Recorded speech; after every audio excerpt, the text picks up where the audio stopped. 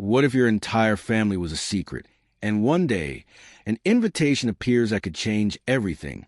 One test, one castle, one bloodline, and the truth is far darker than you could ever imagine. Sparkle, smash that like button and subscribe if you're ready to uncover secrets, danger, and forbidden love like never before. Now, let's step into Aria's world. The sun was sliding down behind the campus clock tower, spilling gold and orange light over the courtyard. The lawns looked like polished glass, reflecting pieces of the day.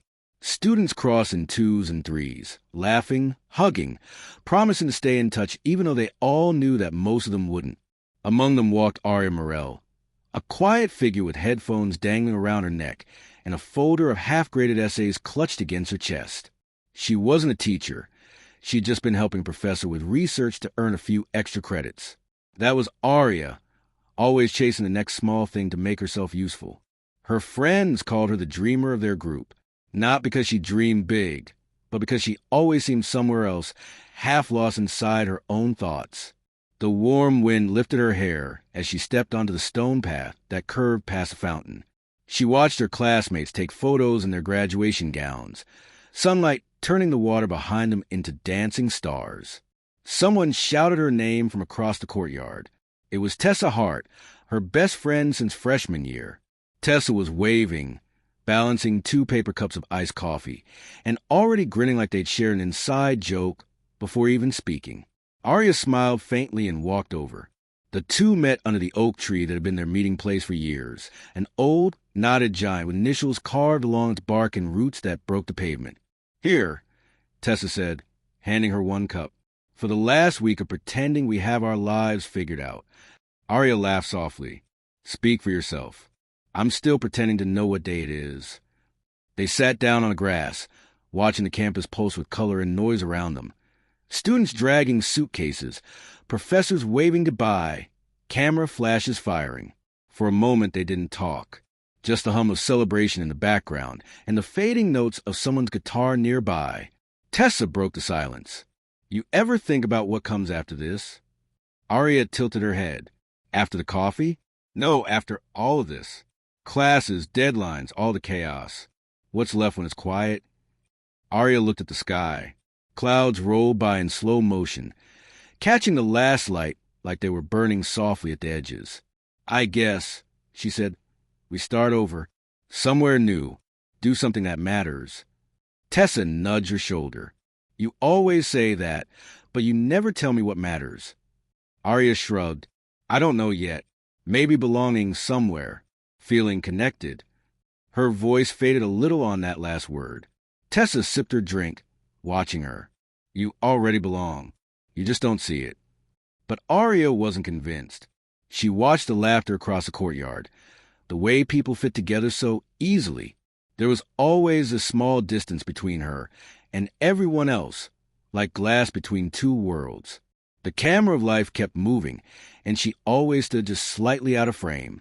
A soft breeze rustled the tree branches above them. The petals from the nearby cherry trees began to drift down, settling in Aria's hair and across the grass like pale confetti.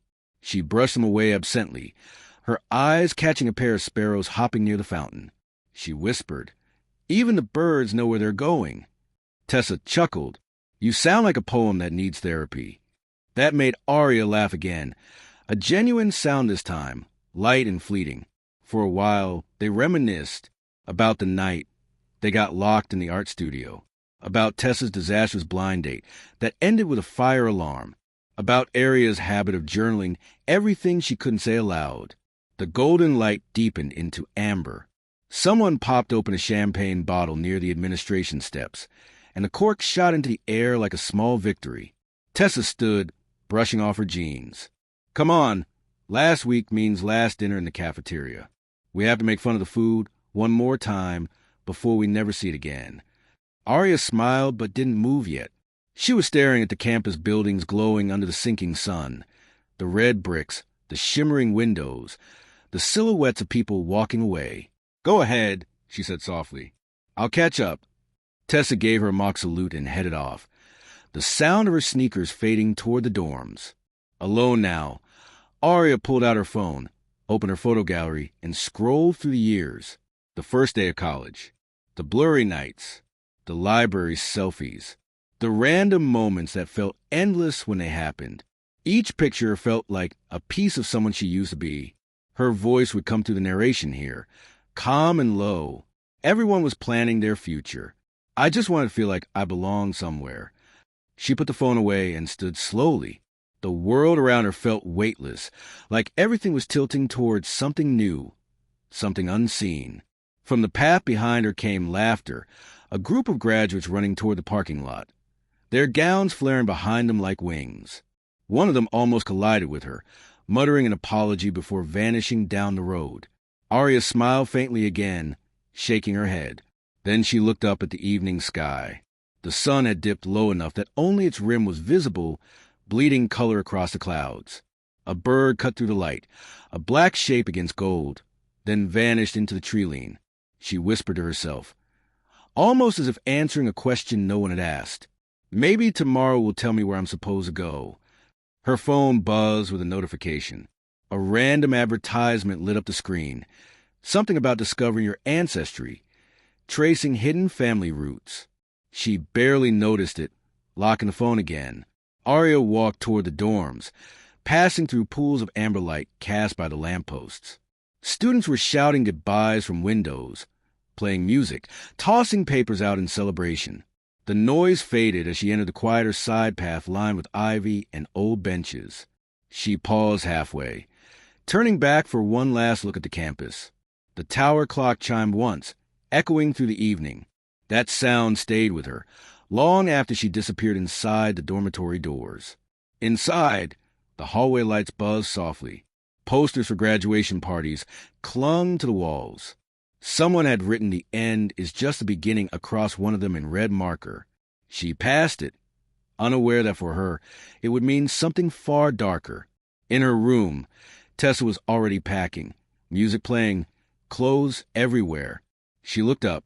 Took you long enough. Thought you got sentimental out there. Aria dropped her bag onto the bed. Maybe I did. Tessa smirked. You sentimental? That'll be the day.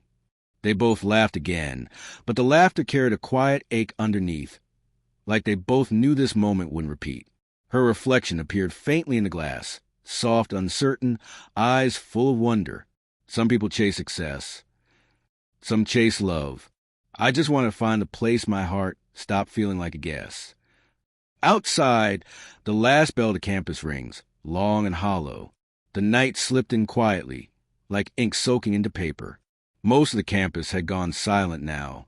The shouts, the laughter, the music, all faded into a hum that lived somewhere behind the walls.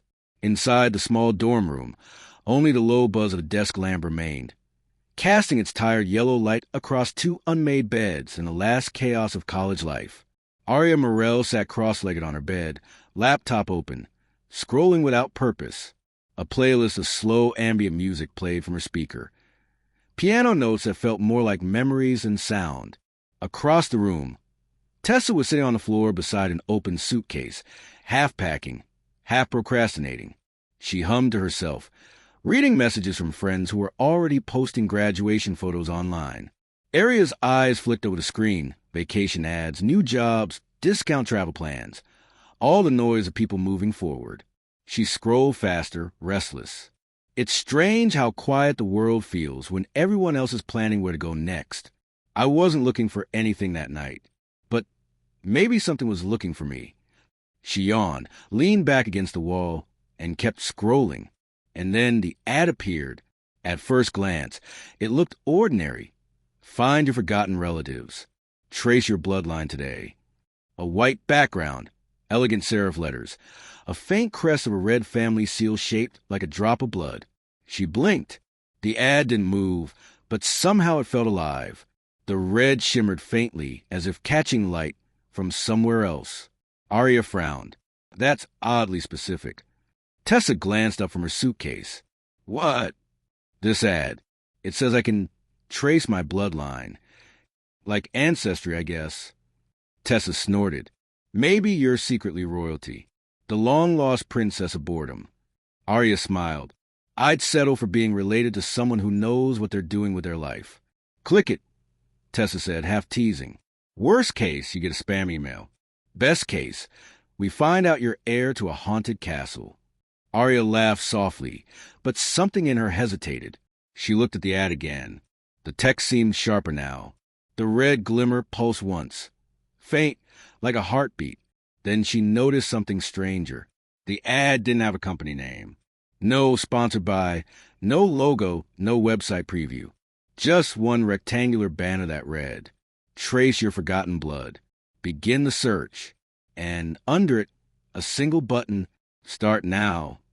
Her finger hovered over the mouse pad. Tessa saw the look on her face. Don't tell me you're actually going to do it. Aria shrugged. Curiosity's free, right? Yeah, so are viruses. But Aria was already clicking. The moment she did, the laptop screen flickered. Once, twice. A quick pulse of static, red and black like an electronic heartbeat. The music on her speaker cut off for half a second before returning. Okay, that's weird, Aria muttered. See? Tessa pointed, half joking, half serious. That's how horror movies start. Aria ignored her, eyes fixed on a new page that loaded. It was beautifully minimal. Black text on pale parchment background, old script fonts curling like handwriting. At the top, Valmont Genealogical Foundation, tracing lost bloodline since 1836. Aria read the subtitle out loud. Valmont Genealogical Foundation. Never heard of it. Tessa squinted. That sounds fancy. Or a fake.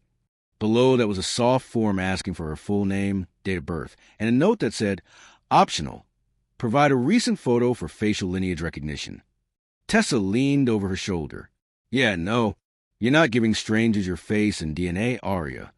Aria hesitated again. She wasn't the reckless type. But there was something hauntingly aesthetic about the page. Like it was designed for her, quiet and strange and elegant. And in the corner, written faintly in italic letters, she noticed something almost poetic. Every name hides a story. Every story bleeds.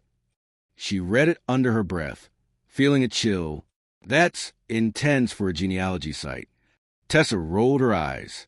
Probably just marketing. I swear these ancestry companies get weirder every year. But Aria wasn't hearing her anymore. She typed her name, Aria Morel, date of birth, university email. And when she hit submit, the screen didn't load another page. It just said, "Thank you, Aria. Your blood remembers." The lamp flickered. Tessa frowned. Okay, seriously, that's creepy. Is that part of sight? Aria looked at her screen, then laughed it off. Probably some weird interactive thing. Like a quote. She refreshed the page. It reloaded back to normal. The form blank again. No message. No trace of her submission. Just the same button. Start now. Guess it didn't go through. Aria said, "Whatever." She closed the tab. The moment she did, the screen dimmed, then flickered again just slightly, and for a split second, her reflection in the black glass wasn't alone. A faint outline stood behind her, barely there, gone in an instant. Tessa didn't notice. She was still zipping her suitcase, muttering about needing more coffee. Aria rubbed her eyes. "I need sleep." Tessa agreed. "Tomorrow we're turning in keys and pretending to be adults. You'll need all the rest you can get." Aria smiled faintly and set her laptop aside, climbing on the blanket. The dorm felt smaller somehow, heavier with the quiet. From her desk, the laptop light blinked once as if breathing. I thought it was nothing, just another ad, another click in a world made of noise. But some choices don't echo, they bleed. The clock on the wall read 2:17 a.m. Aria turned to face the window. The night outside was calm, a single streetlight glowing through the glass. She let her eyes close slowly. But as the room darkened, the screen of her laptop woke itself again. The Valmont crest reappeared, the same red drop-shaped seal, pulsing faintly like a heartbeat. Match found. Awaiting contact. The light from the screen spilled across Aria's sleeping face, painting it pale and still. A shadow moved faintly in the reflection, just a flicker, before the screen went dark again. Tessa stirred in her sleep, mumbling something about setting alarms. The music had long stopped playing. The air felt colder. Outside, somewhere in the trees beyond the campus, an owl called once. Its echo lingered too long, like a warning stretched thin over silence. It started with a click, a simple touch of curiosity. But some doors don't open, they reach out. Aria shifted under the blanket, unaware that something unseen had already reached through the wires, through the pulse of the digital, marking her. The lamp buzzed once, then went out completely. The room was silent now, except for the faint hum of the computer cooling down, a soft, rhythmic sound that almost resembled breathing. A single line appears, red letters on darkness. Every bloodline remembers its own. Morning crept in slow, as if unsure it was welcome. Golden light spilled across the half-empty dorm, catching the soft dust in the air like fading confetti from a party long over. Aria stirred awake to the hum of her phone, vibrating under the pillow. Her eyes blinked open, heavy, unfocused, and for a moment, she didn't remember where she was. Then she saw the suitcase, the half-folded gown, the half-eaten bag of chips beside her laptop. Graduation week. Another day closer to endings. She rubbed her eyes, reached for phone. No new messages. No notifications. Just a faint reminder. Mailroom pickup, Valmont Genealogical Foundation. She frowned. The name felt familiar, but it took a few seconds before memory drifted back. The late-night ad, the glitch, the form she'd filled. She had forgotten all about it. A quiet laugh escaped her. Oh, that thing. Across the room, Tessa was still asleep, her arm dangling off the bed like a loose vine. Aria got up quietly, brushed her hair, pulled on an oversized sweater, and left the dorm. I didn't think much of it, but sometimes curiosity is a curse disguised as choice. The mailroom was nearly empty. The woman behind the counter looked half asleep, half bored, the kind of person who'd seen thousands of deliveries and forgotten most of them. "Name?" she asked. "Aria Morel." The woman turned, rummaged through bins, and pulled out a small black parcel. No label except for a faint red crest on the top. That same teardrop shape from the ad. It wasn't cardboard. The material felt softer, almost velvety, cold to the touch. Aria turned it over. No barcode, no return address. Just one word printed at the bottom corner in silver ink. Property of Valmont Foundation. Close-up of her fingers tracing the crest. Her reflection faintly visible in the metallic surface, bending with the curve of the box. She thanked the clerk, stuffed it in her tote bag, and walked back out into the daylight. The sun was warm now, but the box still felt cold against her palm. Tessa was awake, hair messy, staring at her own laptop. "You look like you just robbed a Gothic post office." Aria smirked, holding up the parcel. "Apparently, I signed up for this Bloodline thing." Tessa raised an eyebrow. "They actually sent something? What? A family tree in a box. Probably a test kit or something. DNA sample thing." Tessa's expression darkened with mild concern. "You're not seriously going to do that, are you?" "Why not?" Aria said, shrugging. "It's not like I'm donating an organ. You don't know who they are, though. That's the point. Companies don't usually send stuff this fast, or this fancy." Aria turned the box in her hand. "Maybe it's one of those private research programs. They collect data or something." Tessa sighed. "Or something, yeah." But curiosity already had its claws in her. Aria opens a box. Inside, black tissue paper folded with precision. Beneath it, a silver envelope sealed with the same red crest. She peels it open. A small note inside, written in elegant cursive. "Dear Miss Morel, your lineage has been verified as eligible for tracing. Please provide a blood sample using the enclosed vial. Return promptly for analysis. VGF." Below the note, a glass vial, slender and clear, marked with a faint spiral that seemed to shimmer when turned under the light. There was also a thin lancet, medical, sterile, simple. Tessa stared. "Okay, that's way too professional looking. And creepy." Aria chuckled nervously. "Yeah, it's giving vampire chic, not science." Still, she couldn't stop looking at the vial. The glass looked impossibly clean, refracting light like liquid crystal. She pricked her fingertip. Just a small drop. The red bead welled up. It looked almost unreal against her pale skin. As it touched the vial, the glass reacted. The spiral inside glowed faintly, like it absorbed the color. Then it stilled. Aria blinked. Weird. Probably some chemical reaction. Tessa took a step back. That's not normal. Nope. No science kit glows like that. Aria set the vial in the foam slot it came from and sealed the box again. It gave a soft hiss, like air leaving something alive. Sometimes the smallest decisions echo the loudest. That night, Aria sat by the window, the glow of her phone screen painting her face in blue. Tessa was out, attending a farewell dinner. The dorm felt emptier than usual. Rain tapped lightly on the glass, soft patient. Aria scrolled through her messages, opened her email out of habit. No updates from Valmont. Nothing from anyone, really, just silence. She looked at her finger. The small puncture mark had already faded. Her mind wandered. Who was she hoping to find? Some distant ancestor? Some story that explained why she always felt half belonging, half elsewhere, her eyes unfocused on the reflection of her face against the glass. Behind her, for a heartbeat, there was another shape in the reflection.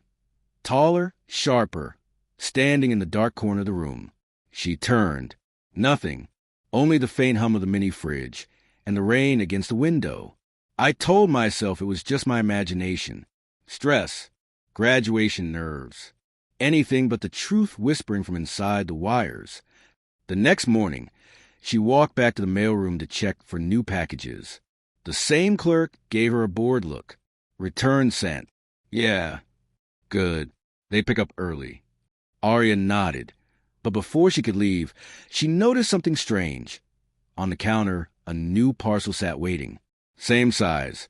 Same crest. She frowned. Is that? The clerk cut her off. That's outgoing. Not yours. Still, Aria glanced closer. The name on the label, handwritten in silver ink. Tessa Quinn. Her blood ran cold. When she returned to the dorm, Tessa was humming, brushing her hair, phone pressed between shoulder and ear. Yeah, Mom, I'll be home by Thursday. I just need to finish packing. Aria stepped in quietly. Tess. Tessa mouthed one "is-he-see," then ended the call. What's up? Aria hesitated. Did you sign up for that Valmont thing too? Tessa laughed. Me? No way. Why? There's a box with your name on it at the mailroom. The humor on Tessa's face faltered, replaced by confusion. What? That's impossible. Aria stared at her, uncertain if she wanted to smile or run. I thought I'd open a door meant for me alone. But whatever it was, it had other plans. Curiosity doesn't ask for permission. It only asks for blood. The cafe was nearly empty that morning. Steam curled up from cups like ghosts trying to speak. The world outside was still washed in early light, pale and uncertain, as though it hadn't fully decided to wake. Aria sat by the window, her favorite spot, half hidden behind her laptop, fingers wrapped around a mug that had long gone cold. The campus around her was fading. Students had started to leave for home. The hum of the espresso machine was the only steady sound left of normal life. She opened her email. Her inbox looked ordinary. Newsletters, subscription updates, junk mail. Then, buried between two advertisements, there it was. Subject: We found a match. Valmont Genealogical Foundation. The words blinked in calm, white against the black background. Her breath caught. She clicked. The message unfolded in simple, graceful text. No logos, no ads, no clutter. Dear Miss Morell, our analysis confirms a verified connection to a living relative from an established European bloodline. The individual has expressed a personal interest in contacting you directly.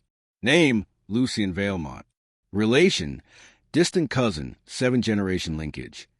Region: Northern France. Mr. Valmont would like to extend a private correspondence and has been granted access to your provided contact email. Please reply only if you consent to engage. Sincerely, the Valmont Genealogical Foundation. There was an attachment at the bottom, a single photo. Aria clicked it open. It was a black and white portrait, a man, maybe late 20s or early 30s, standing beside an antique window. His face was sharp yet calm, the kind that looked sculpted more than born. High cheekbones, dark hair slicked back, eyes so pale they almost looked silver. There was something about the photo, the lighting, the stillness, that made it feel old, like it belonged to another century. Aria leaned closer. "Lucien Valmont," she whispered. Across the table, Tessa appeared, sliding into the seat opposite her with a paper bag and 2 muffins. "Morning. You look like you just saw a ghost." Aria didn't look up. "You could say that." Tessa frowned, craning her neck to see the screen. "What's that?" "The DNA thing. They found a match." "Already?" "Yeah. Apparently. I have a distant cousin in France." Tessa laughed dryly. "Oh, of course you do. What's next? He's a duke and wants to make you his heir." Aria smiled faintly. "Actually, his email says he's from a noble bloodline." Tessa groaned, snatching a muffin. "Sounds like a scam. If he asks for your bank info, run." But Aria wasn't laughing. She opened the next email that had just arrived. One sent directly from Lucien.Valmont at Arch release date at FR. "Miss Morel, forgive the intrusion. I was informed of our genetic connection and was intrigued by the discovery. Family, however distant, carries its own kind of gravity, a thread that hums when touched. If you would permit, I would like to learn more about you. Our family archives mention a branch that migrated centuries ago. I suspect you are its modern echo. Should you be open to correspondence, I would be honored to speak further. Perhaps a call, when convenient. Kind regards, Lucien Valmont." No emojis, no typos. The language, elegant, formal, faintly poetic, like something written with a fountain pen rather than typed. Tessa raised an eyebrow. "Wow. Even his punctuation sounds expensive." Aria smiled despite herself. "He doesn't sound fake, though." Tessa leaned back, unconvinced. "Scammers can spell too, you know. But okay, what's your royal cousin saying? He wants to talk." Aria nodded. "Yeah, just talk." Tessa shook her head. That's how horror movies start. Aria closed the laptop slowly, but her mind was already spinning. Something about the tone, the care in his words. It didn't feel like bait. It felt deliberate. Curious, but restrained. The narration here was lower, thoughtful.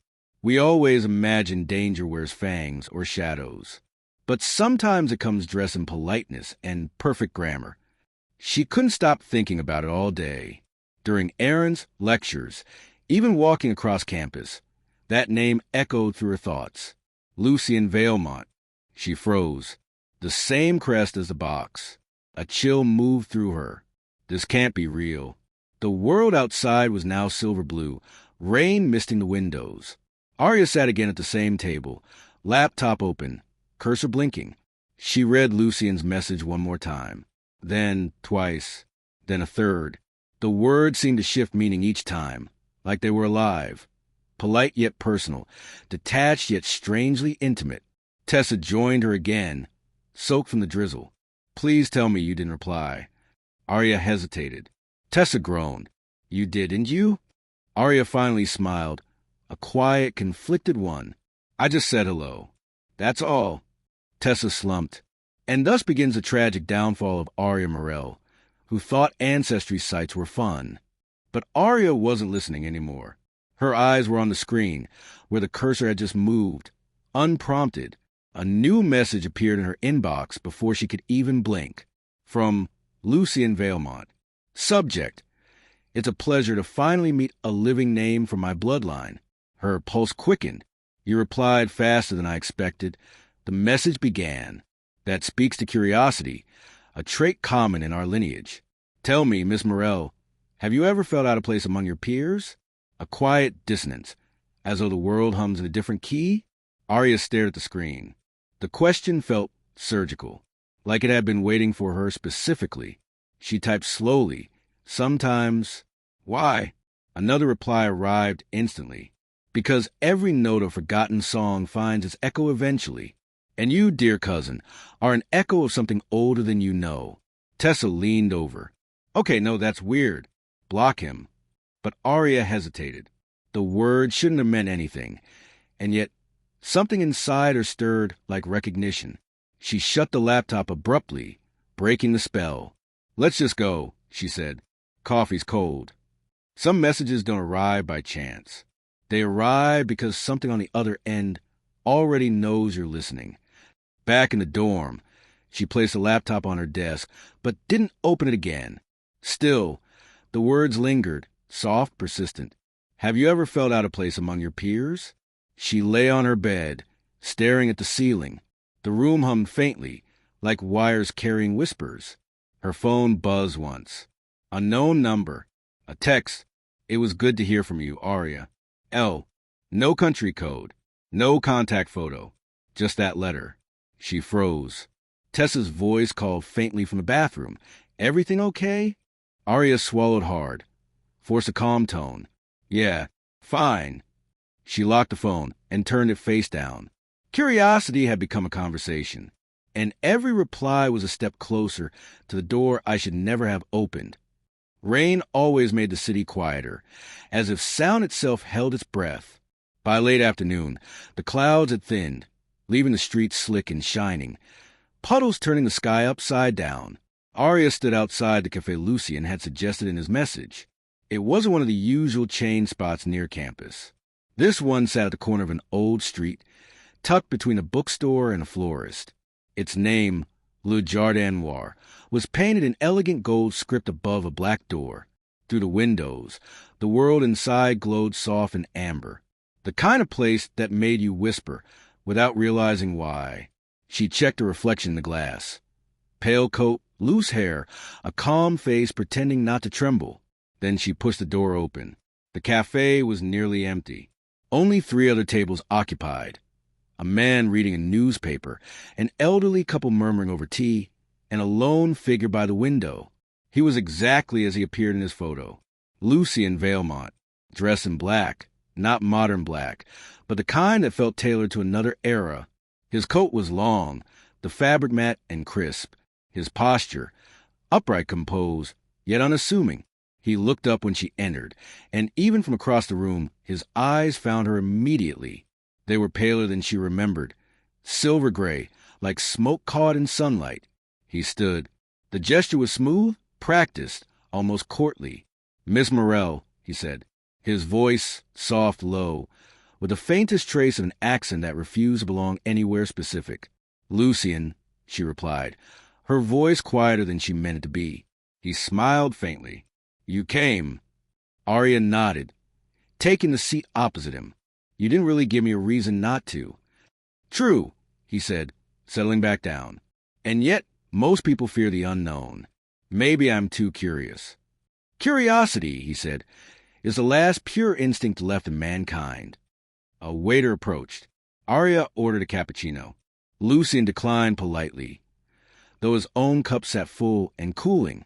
They began with small talk, the usual dance of polite strangers. She spoke about graduation, her research work, her uncertain plans. He listened intently, eyes never leaving her face, as if each word was a brushstroke painting something he already knew. Then she asked, "So, about this heritage thing, you said your family name, Valmont, connects to mine?" Lucien nodded slowly. "Our ancestors shared a lineage several generations ago. One branch moved overseas. Another remained." He paused, glancing briefly out the window as the clouds thinned. The Valmonts were protectors of a kind, custodians of certain knowledge.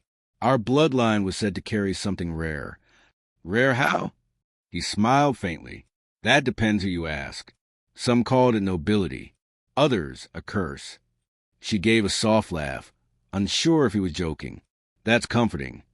He tilted his head, eyes narrowing with subtle amusement. "Do you believe in curses, Aria?" "I believe in choices that look like accidents." Lucien's smile widened slightly, not of joy, but of recognition.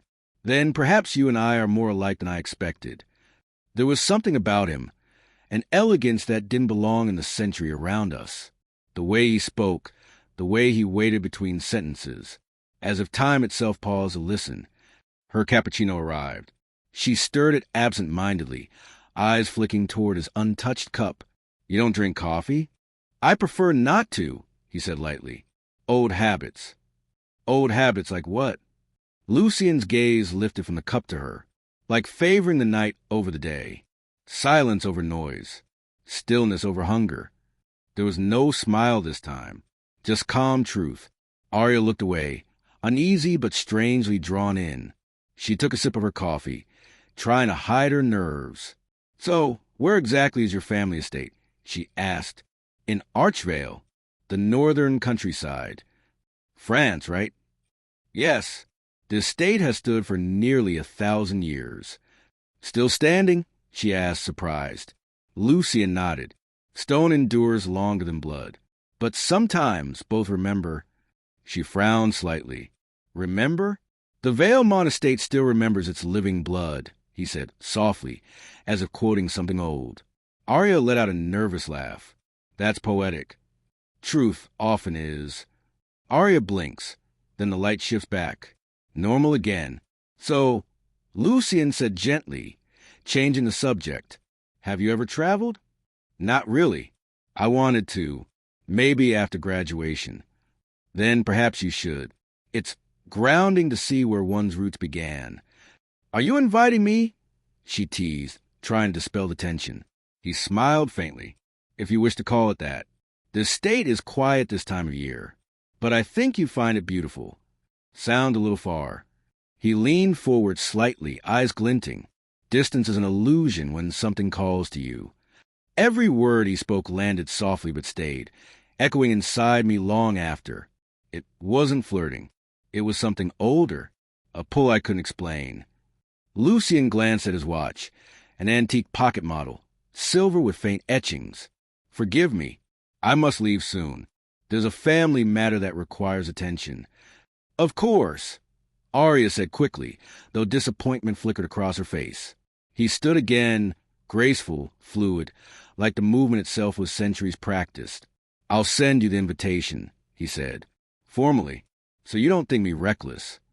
I don't think you're reckless, she said. Just different.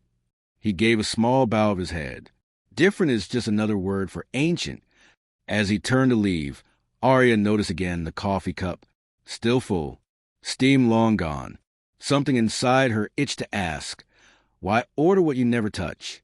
But by the time she looked up again, he was already at the door. The bell chimed softly as he disappeared into the mist outside. She blinks. Gone. Her phone buzzes. A new message. It was good to finally meet you. You have your family's eyes. She exhaled, unsure if she felt warmth or dread. Outside, the rain began again, steady, rhythmic, the sound of something cleansing or something waiting. He said the estate remembered its living blood. I thought he was being poetic. I didn't know he meant it literally. The rain followed Aria home like an echo she couldn't silence. Outside, the campus shimmered under amber streetlights.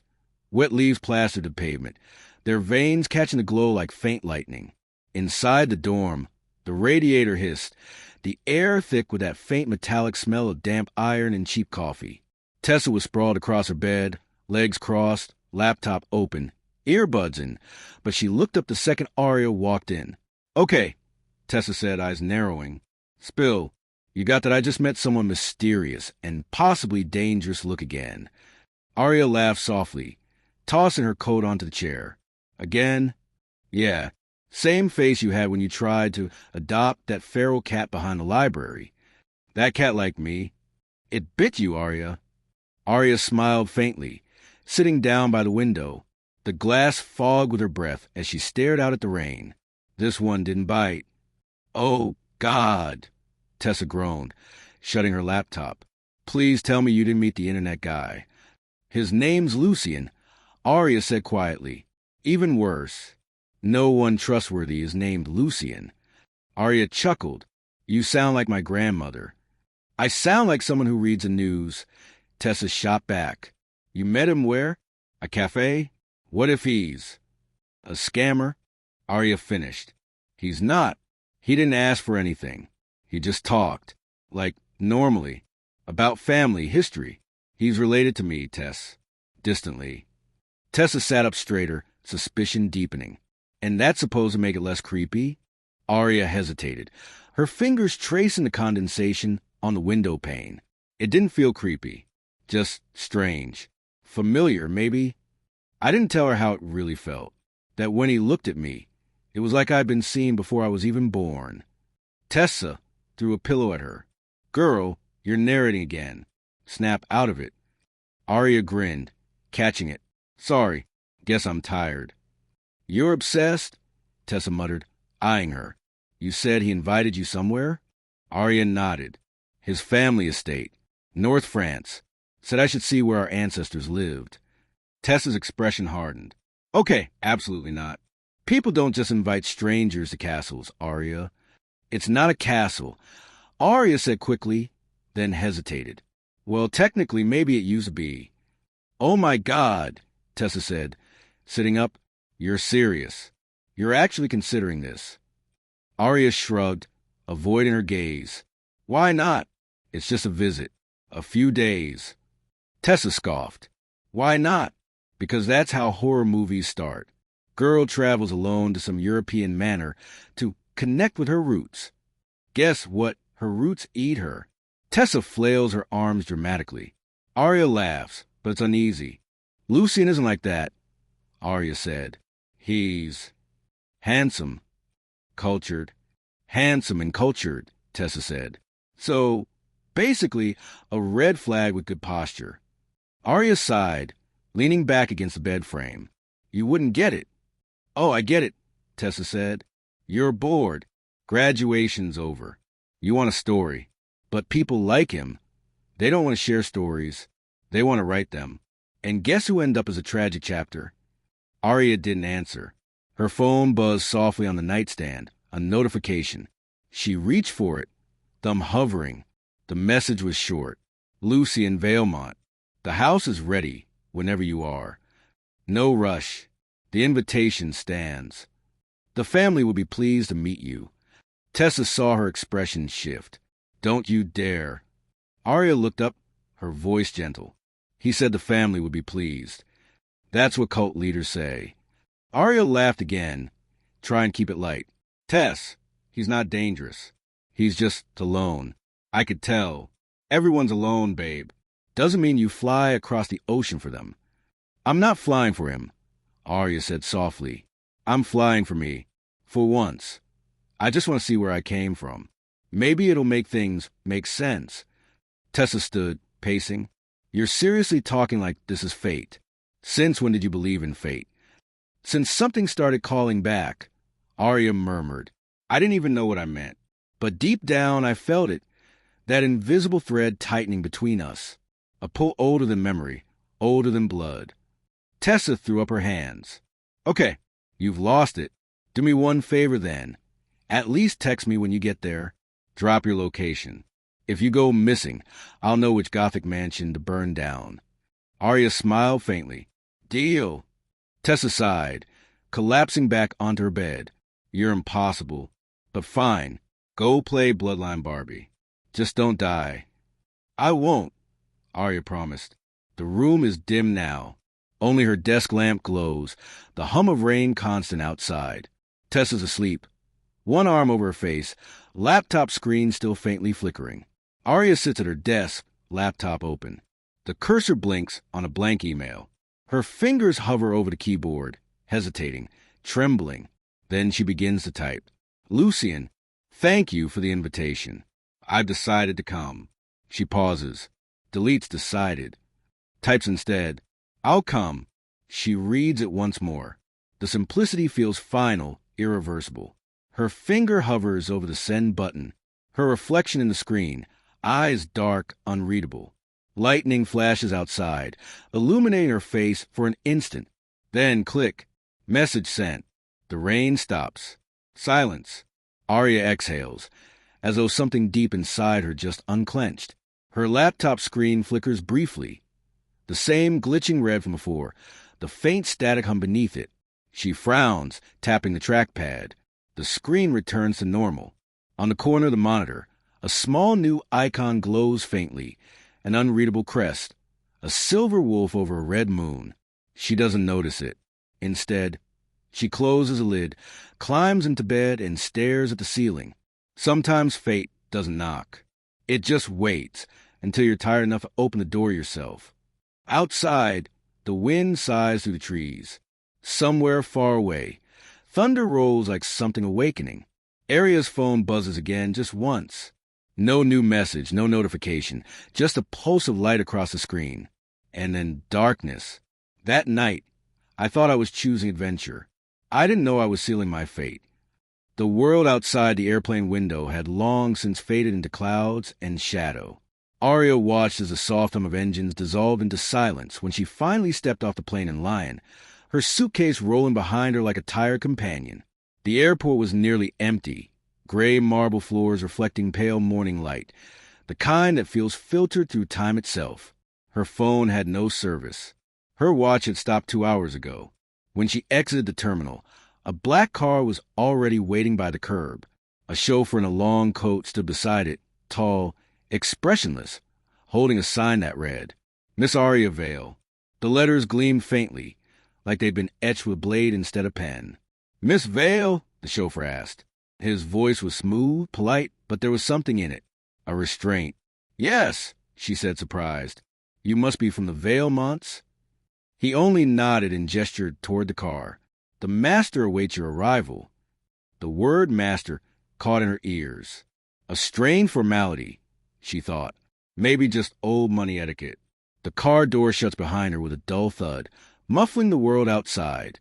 The vehicle glided onto Countryside Road, like it knew the way on its own. There was no GPS, no map, only endless stretches of forest, curling fog, and the quiet hum of the engine. Aria pressed her face to the glass. The landscape looked untouched by time. Tall trees twisted over the narrow road, their branches skeletal against the pale sky. Occasionally, she glimpsed ruins in the distance, old chapels, gravestones half swallowed by vines, statues worn smooth by centuries. It felt like I was being driven through a dream that had forgotten how to wake up. The fog thickened, swallowing the road. For a while, she couldn't see anything except the faint red glow of the taillights bouncing off mist. Then, suddenly, through the haze, a silhouette emerged. A towering castle, its many spires piercing the clouds. The walls glowed faintly gold under moonlight. Or perhaps it wasn't moonlight at all, but something alive within the stone. Aria sat forward, her heart thudding softly. Is that it? The driver said nothing. The car curves up a long, winding hill. The fog thins, just enough for her to see the castle gates, wrought iron twisted into a shape that almost looked like fangs. The gates creaked open before they even arrived. She frowned. How did they? They were expecting you, the driver said simply. When the car rolled to stop before the main doors, 2 servants were already waiting. A man and a woman, dressed in simple black uniforms, heads slightly bowed. The air was colder here, too still. Even the birds were silent. Aria stepped out, suitcase in hand. The stones beneath her shoes were smooth and dark, like wet glass. The woman stepped forward, her smile polite, eyes tired. Welcome, Miss Vale. I'm Marianne, the housekeeper. The master sends his regards. Aria smiled awkwardly. Thank you. It's beautiful here. Marianne's smile faltered, just for a second. It is, isn't it? The other servant, a young man with pale eyes, took Aria's suitcase without a word and carried it inside. Aria followed. Ceilings high enough to swallow sound, chandeliers heavy with crystal, portraits staring from every wall. The air smelled faintly of old wax and roses, but underneath it, something metallic. Your room is prepared, Marianne said. Dinner will be served shortly. Aria nodded, still staring. Are the others here? The family? Marianne paused. Some have yet to arrive. They prefer to travel after dark. Aria blinked.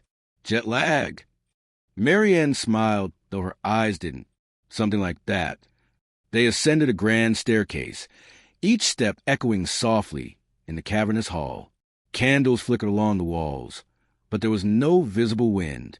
It didn't feel like walking through a house. It felt like being swallowed by it. Her room was enormous. Velvet curtains, an antique mirror taller than her, a four-poster bed draped in white lace. A fire already burned in the hearth. Marianne set her suitcase near the dresser. "If you need anything, ring the bell." "Thank you," Aria said. "And the master?" Marianne hesitated again. That same flicker of something unreadable. "He keeps late hours. You'll meet him soon enough." Then she left, closing the door behind her. The only sound was a fire crackling and the faint ticking of an unseen clock. Aria wandered toward the window. The view stretched across endless woods, a sea of fog and black pines. The horizon seemed to breathe. Her reflection caught her eye in the glass, pale, half-lit by the fire. For a split second, the reflection didn't move when she did. She froze, blinking, looked again. The reflection was normal. She exhaled, shaking her head. "Get a grip, Aria. You're just tired." Later, she's unpacking. The faint sound of footsteps passes outside her door. Slow, deliberate, pausing for too long before moving again. She opens the door. The hallway is empty. A soft clang echoes from far below. Maybe the kitchen, maybe something else. When she returns inside, she notices something she swears wasn't there before. A silver tray sitting neatly on the table. Steam rising from a teacup beside a folded note. She frowns, picking it up for our guest of honor. "Welcome home." No signature. The wax seal. The same crest from her computer. A silver wolf under a red moon. The fire crackles. The shadows seem to lengthen. Aria sets the note down slowly, her pulse quickening. "Home," she whispers. "That's what he said, too." For the first time, I wonder if maybe I hadn't come to find my family, but to remember something I was supposed to forget. A faint knock interrupts her thoughts. "Miss Vale." Marianne's voice calls softly through the door. Dinner is served. Aria smooths her dress, checks the mirror once more, and follows her out. As the door closes behind them, the camera lingers inside her room. The teacup sits untouched. The reflection in the mirror, still there. It smiles. The hallways stretch before her like a corridor through time. The kind of silence that doesn't wait for footsteps. It listens for them. Candles line the walls, their flames unnaturally steady, as if no air dared disturb them. The scent of old stone and dying roses filled the space, faint but heavy. Somewhere far off, a clock ticked, though she couldn't tell where. Aria followed the sound of her own shoes against marble, the echo chasing her in hollow rhythm. Then she saw her, a maid, pale, slender, dressed in an immaculate black gown with lace cuffs, standing by the archway that led into the main hall. Her posture was straight, but not rigid. There was something too still about her, as though she'd been placed there and forgotten to move. When Aria approached, the maid lowered her head in a slow curtsy. "Good evening, Miss Vale," she said softly. Her voice was almost melodic, a whisper that could have belonged to the air itself. "I am Morel. The master instructed me to welcome you personally." Aria smiled politely, but something about Morel's avoidance of eye contact felt wrong. "Thank you. It's kind of you to wait up." Morel's hands trembled slightly as she straightened. "We've been expecting you," she said. The words hung there too long. Aria's smile faltered. "You mean you knew I was coming?" Morel's eyes flickered up, gray, reflective, empty, and then down again. "Yes, Mississippi. For a very long time." Aria's confused face, Morel's expression unreadable. "Have we met before?" Aria asked carefully. Morel's lips curved into the faintest smile. "In a way." Before Aria could question further, Morel gestured for her to follow. "Dinner will be ready soon. The master prefers guests to dine before midnight." They walked together to the grand hall, their footsteps muffled by velvet runners in age. The deeper they went, the colder the air grew, not biting but ancient. It felt like the walls themselves were exhaling. Massive portraits lined the walls, noble faces, regal, painted in heavy oils. Candles flickered beneath them, casting faint ripples of movement across their features. Aria slowed. Something in her chest tightened. The faces, they looked familiar. She stepped closer to one portrait, a woman in a white gown, her expression serene but sad. Auburn hair fell to her shoulders, her eyes deep brown, thoughtful. Aria froze. It was like looking into a mirror, only older, a century older. The next portrait, another woman, another era, but again, her face, her eyes. Who are they? Aria whispered. Morel didn't turn around. The Valmont lineage, she replied. Every generation remembers the first blood that bound them. Aria's gaze swept the hall. Dozens of portraits, all staring back with her own face, each separated by time, clothing, century, but never by blood. They say when you see yourself in a dream, you're really looking at your death. I wonder for a moment if I'd stepped into someone else's memory. A cold shiver crawled up her neck. They look like me, Aria said finally, voice trembling. Yes, Morel said quietly. They always do. That answer chilled her more than the air did.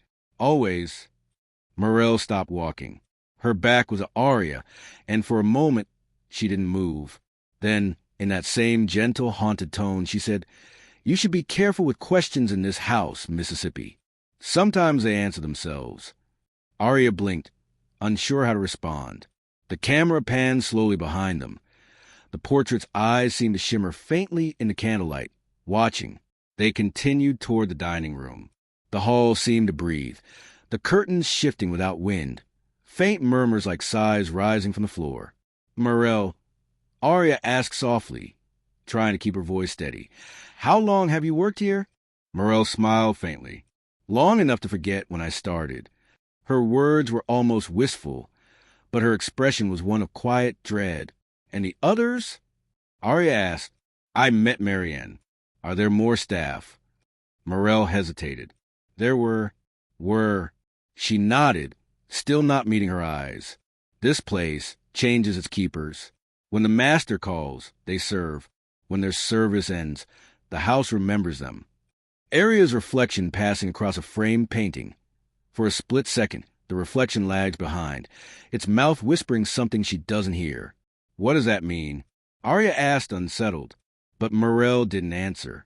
They had reached a massive dining hall, a room that stretched farther than any house should hold. The table was impossibly long, its surface gleaming under dim chandeliers. Only one place was set, silverware polished to a mirror shine, a goblet filled with dark red liquid that didn't look like wine. Morel gestured delicately. "Please sit. The master will join you shortly." Aria hesitated. "Is he busy?" "The master is never busy," Morel said softly. "He only waits." She began to back away, her figure fading into the shadows near the door. "Morel?" The maid stopped. "Why does everyone call him that? Not by his name, Lucien?"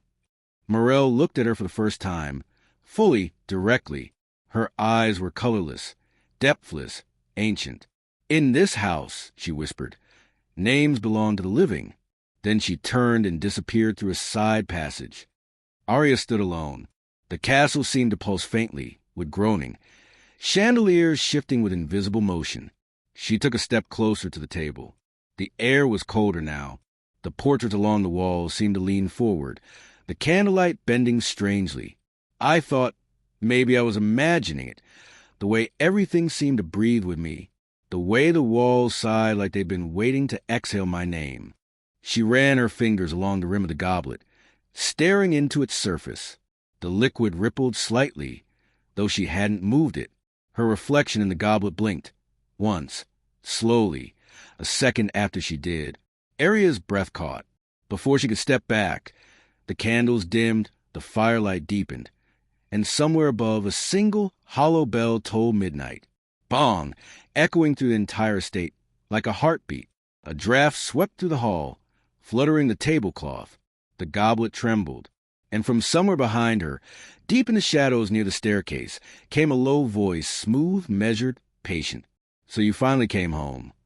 Aria turned sharply, her pulse racing, but saw only darkness. Her lone figure standing in that endless hall, surrounded by portraits of herself, the faint breath of the castle whispering like an unseen choir. The night had grown impossibly still. The sort of silence that pressed against the skin, not absence of sound, but a hum so faint it felt alive. Aria stood by the tall window of her chamber, staring out at the dark expanse of the estate. The fog had thickened over the hills, swallowing the moon. Somewhere below, the iron gates glimmered faintly, their spires reaching upward like warning fingers. She could still hear the echo of that voice in her head. "So you finally came home." Home. The word tasted foreign. She had never belonged anywhere long enough to call it that. Her reflection in the window looked pale, almost ghostly. She smiled faintly, as if to reassure herself she was still real. Then came a soft knock. "Come in," she said, her voice steadier than she felt. The door opened slowly, without creak. Everything in this house seemed too careful, too rehearsed. Morel stepped inside, her expression unreadable as ever. She carried a long, narrow box wrapped in ivory silk, her gloved hands careful not to leave a single crease. "The master wished you to have this," she said quietly, setting the box on a velvet stool by the vanity. "He says the evening will be significant." Aria's brows furrowed. "Significant?" Morel nodded once, eyes lowered. "It is not my place to interpret his words." There was that strange phrasing again, mechanical but meaningful. Aria knelt beside the box, hesitating for a heartbeat before untying the ribbon.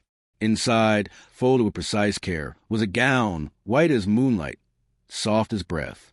The fabric shimmered faintly even under the dim lamplight, like it remembered light from another time. "Oh!" Aria whispered, awed despite herself. "It's beautiful."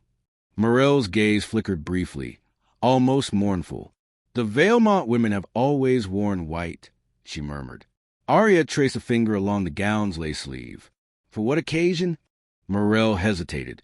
The silence lingered too long. "For everyone that mattered." Morel's hands clutching the edge of her apron, knuckles pale, the faint tremor of restraint.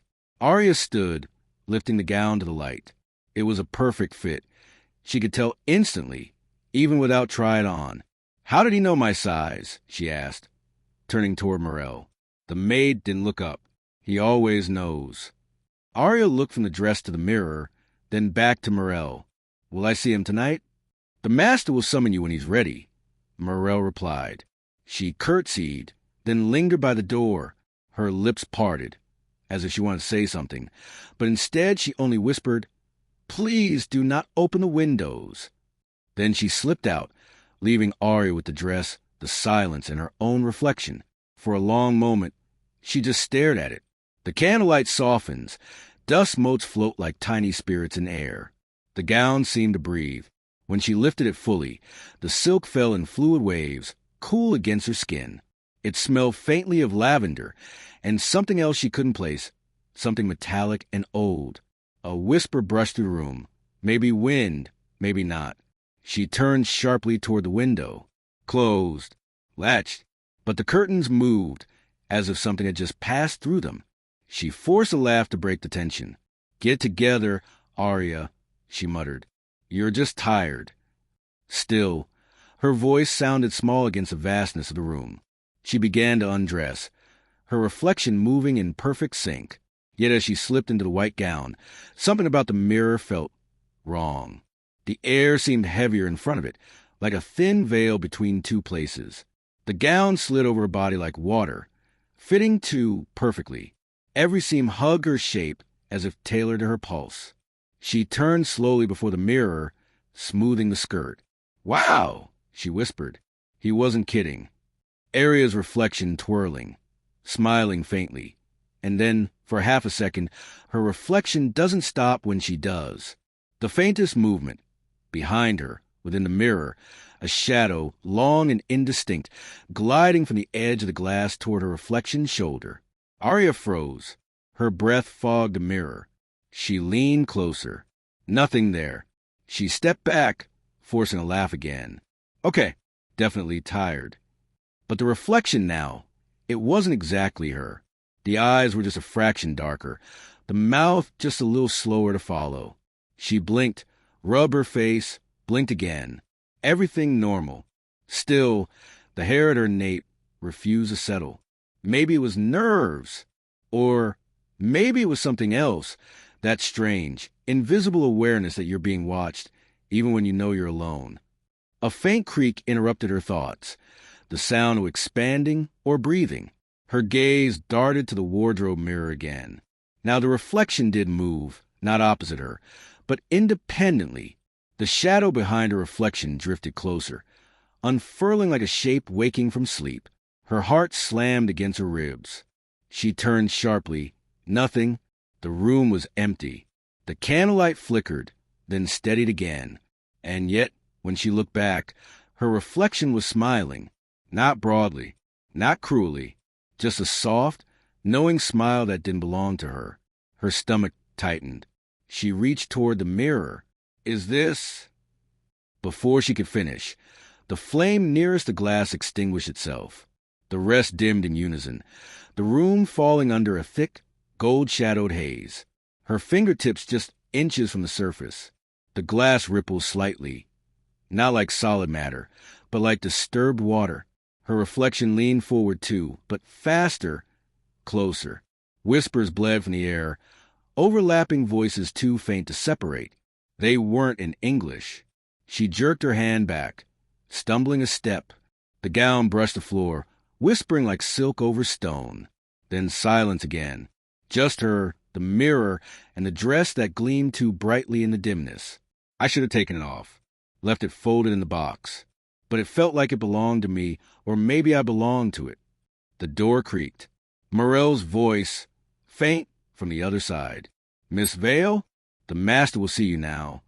Aria startled, glancing back toward the door, then to the mirror again. Her reflection had returned to normal, her face pale, composed. She exhaled slowly, forcing her heartbeat down.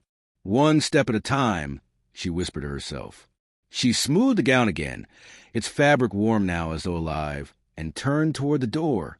Then darkness. The dining hall was far larger than it needed to be.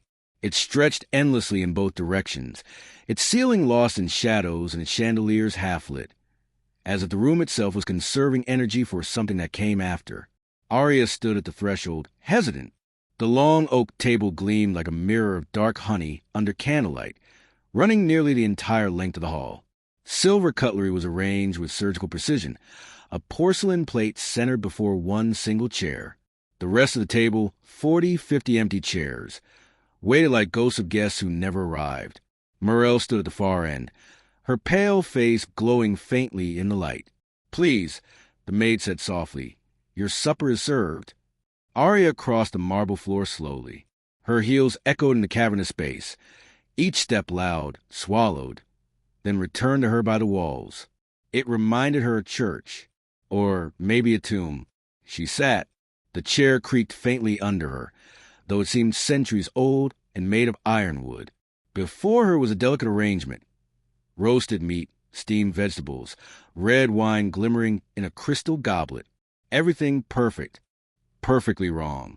Candles flickering unevenly, their flames bending toward her, not away. Aria forced a polite smile. "Thank you, Morel." The maid nodded once. "It is our pleasure to serve." Aria picked up her fork, cutting into the meat. Tender, almost too tender, its juice running dark and rich. She chewed slowly. The taste was good, but heavy, metallic. Her throat tightened slightly. She took a sip of wine to wash it down. The flavor struck deeper than she expected, almost like it bit back. Morel stood silently by the wall, hands folded in front of her apron, eyes cast down. "Will the master join me?" Aria asked finally, try and make her tone casual. Morel's voice came after a small pause. "He prefers the night." Aria smiled faintly. "It is night." "Yes." That was all. No elaboration. Aria set down her fork, letting it clink softly against the porcelain. "He's quite mysterious, isn't he?" Morel didn't look up. Mystery is a kind of mercy. The words sat heavy between them. On Aria's face, a flicker of confusion, a flicker of curiosity, both chased by unease. "I see." The maid began to move, collecting silver lids from the sideboard, replacing candles that had burned too low. Her steps were noiseless, her movements too graceful for someone human. Then a faint tick. Aria frowned. "Is there a clock somewhere?" Yes, Morel said without turning. It has been counting the years since the first master built this hall. That's poetic. It doesn't stop. Tick, tick, tick. Each beat sounded louder than the last. Aria returned her gaze to her plate, but she'd lost her appetite. The meat now looked too red, the sauce too dark. The candles flickered. One at the center of the table hissed, and then extinguished itself. Smoke rose, curling and thin, ghost-like spirals toward the ceiling. Aria blinked. Did you? Morel turned. Her face remained calm, but her eyes betrayed something else. A flicker of alarm, quickly buried. It happens, she said softly.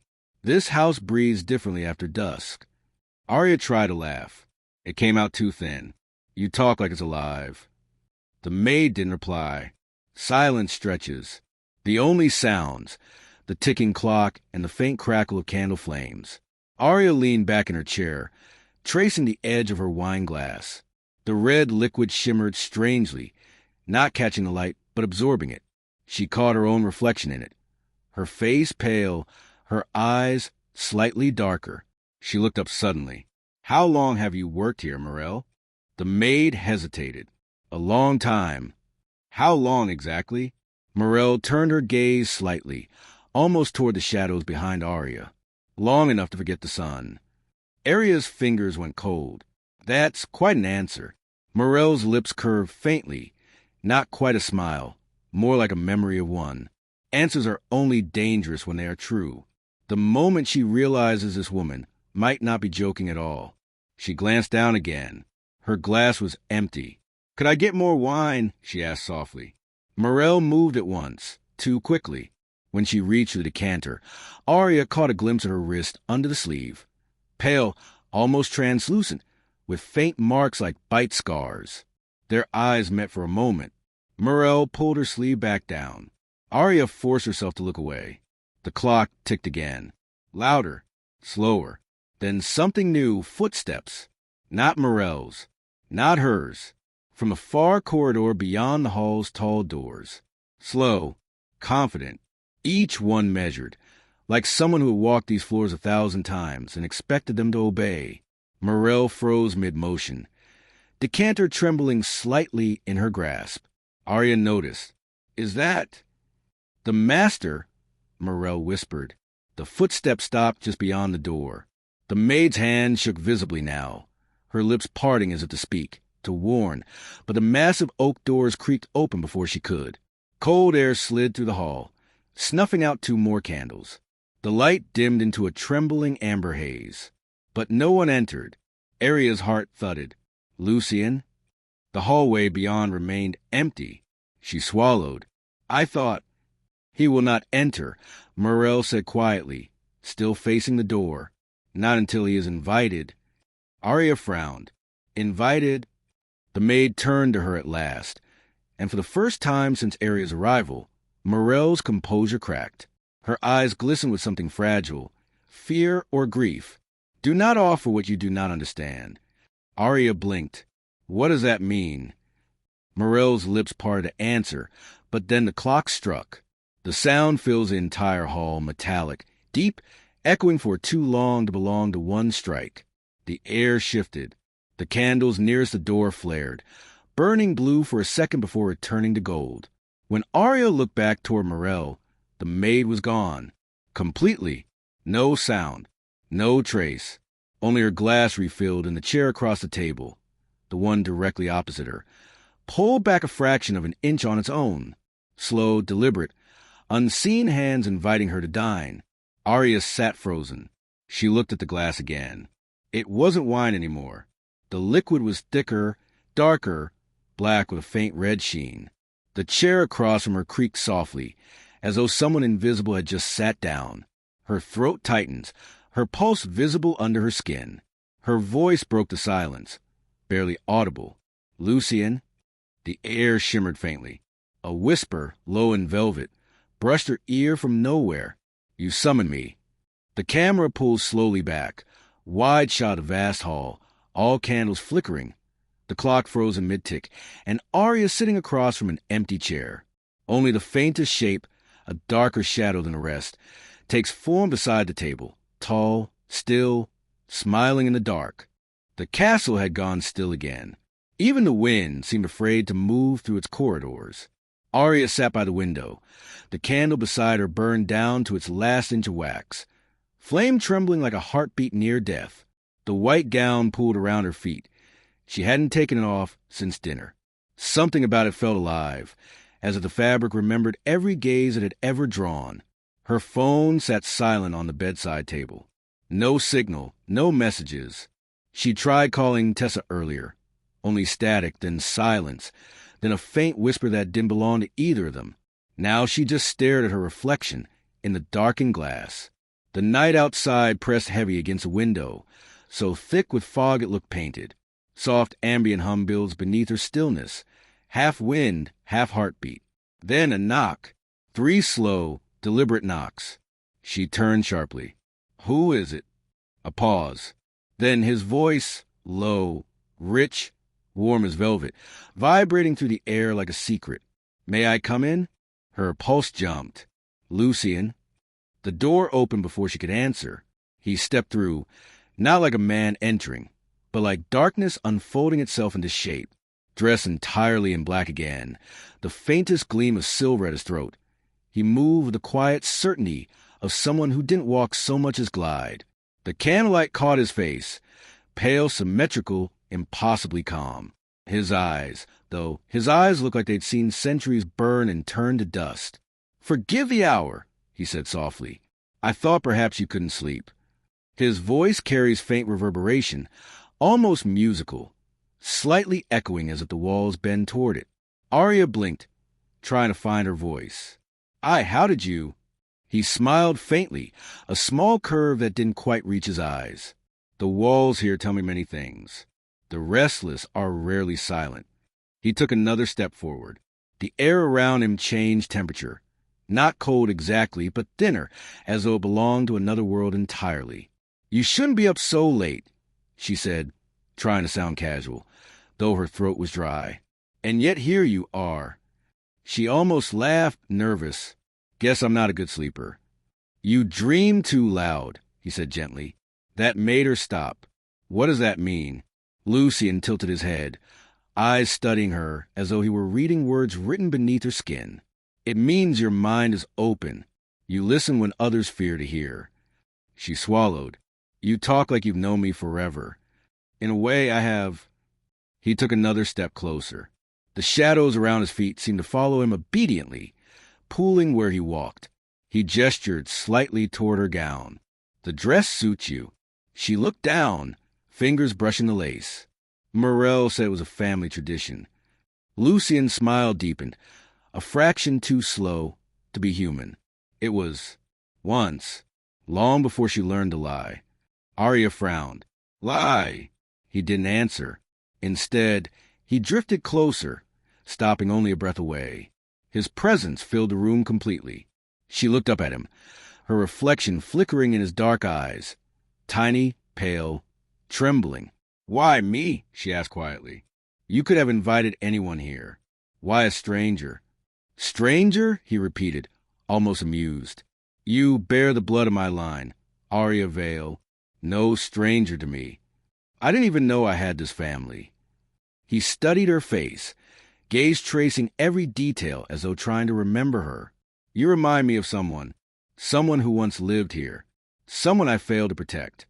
His tone softened, almost mournful, but the way his eyes lingered made her pulse spike. Aria tried to step back, but her gown caught under her heel. He reached forward, catching her wrist before she could fall. His touch was cool, not icy, but unnaturally calm, like water from deep stone wells. Their eyes met again. Time seemed to stop, her pulse beating visibly under his thumb, his eyes flickering red for a fraction of a second. She pulled her hand free gently. "You have a strange way of making people feel seen. I see more than I should." He turned away then, walking toward the window. He reached out, fingers brushing the latch, but stopped, remembering something. Morel's warning echoed in Aria's mind. "Do not open the windows." She spoke quickly. "Morel said not to." He smiled without looking at her. Morel fears everything she cannot understand. That is her curse. He turned back to her. Do you fear me, Aria? She hesitated. I don't know yet. Good. He stepped closer again, slow, deliberate, unhurried. Fear makes mortals honest. Her heart raced. I didn't say I was mortal. That made him stop. For the first time, something like surprise flickered across his face. Then, amusement. A dangerous answer, he murmured. You truly don't know who you are, do you? Her brows knit. What do you mean? Lucian looked down, almost tenderly, but his expression was unreadable. It's not your fault. They buried the truth with your mother. You carry more than her eyes, Aria. You carry her debt.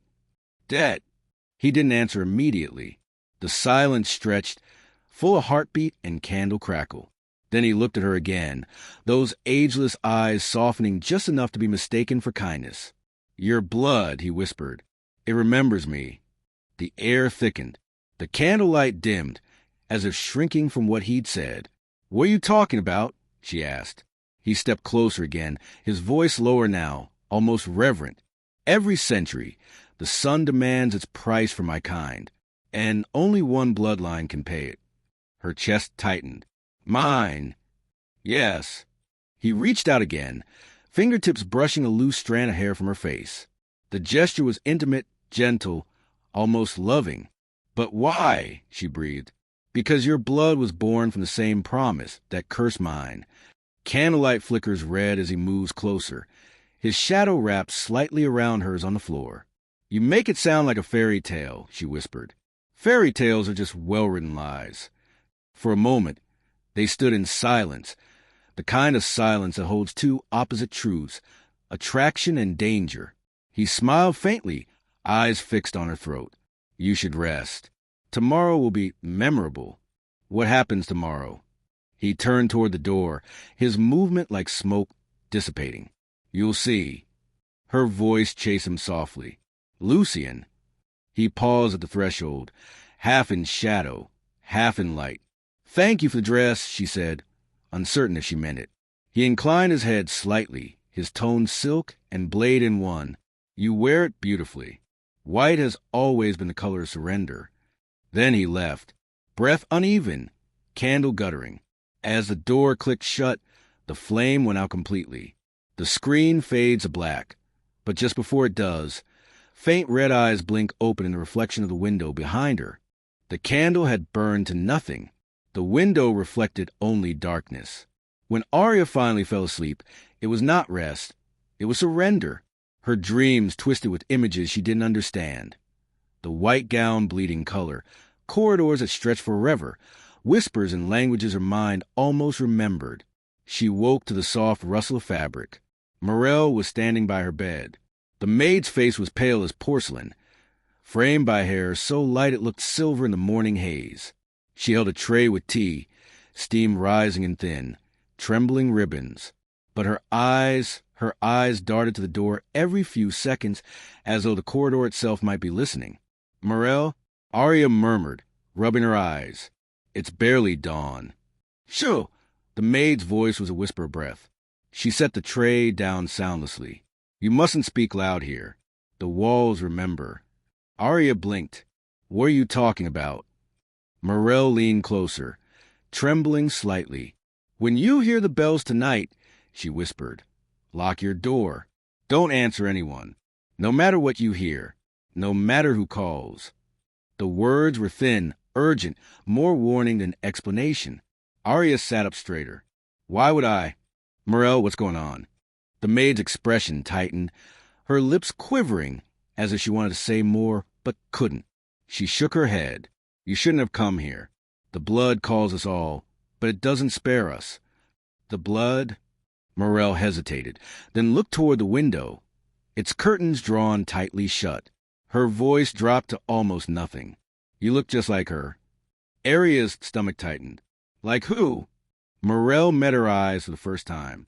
They were wide, wet, terrified. The one before you. For a moment, neither of them moved. Only the faint ticking of the mantel clock filled the silence. Aria whispered, There was someone before me?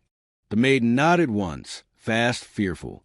And before her, and before them, every few moons, another comes to stay, another guest, another bloodline. The master says her family, but she stopped suddenly, straightened, as if struck by invisible command. Her hand went to her throat, trembling. But what? Aria pressed. Morel's lips parted, but no sound came. She backed away, shaking her head in small, desperate jerks. Please, miss, just lock your door when the bells toll. Promise me. I promise. Morel's relief looked more like grief. Good. She turned quickly, leaving without another word. The door closed behind her with a soft, final click, confusion hardening slowly into unease. The castle by day was almost beautiful. Almost.